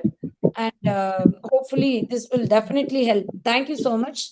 I thank Dr. Vidya ma'am, Dr. Sampath ma'am, Dr. Saravana Kumar sir, and our chief guest, Dr. Vineet Mishra sir, and Dr. Hiramat sir, and our judges, Dr. Shanti ma'am and Kartika Prabhu ma'am.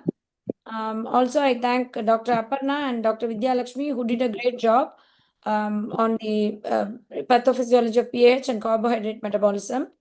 And not to mention our speaker, Dr. Sumati ma'am, did a wonderful job, and who is the director of IOG. She has presented on the maternal mortality trends, and it was a wonderful session. Although it's short notice, thank you so much for your presence and valuable time and your very valuable inputs. Thank you, ma'am, and we look forward. Super. Thanks, boss. Thank you, Thank ma'am. you, Deepa, for your Thank you, madam. Thank you. Thank you, prompt Deepa ma'am. hearing. Very short notice, but you did beautifully well. Thank you so much. Thank you. Thank you, Thank ma'am. you, everyone. Thank you, everyone. Thank you, Sahiti, for your IT support, and Sri Priya for coordinating. Yeah. Thank you.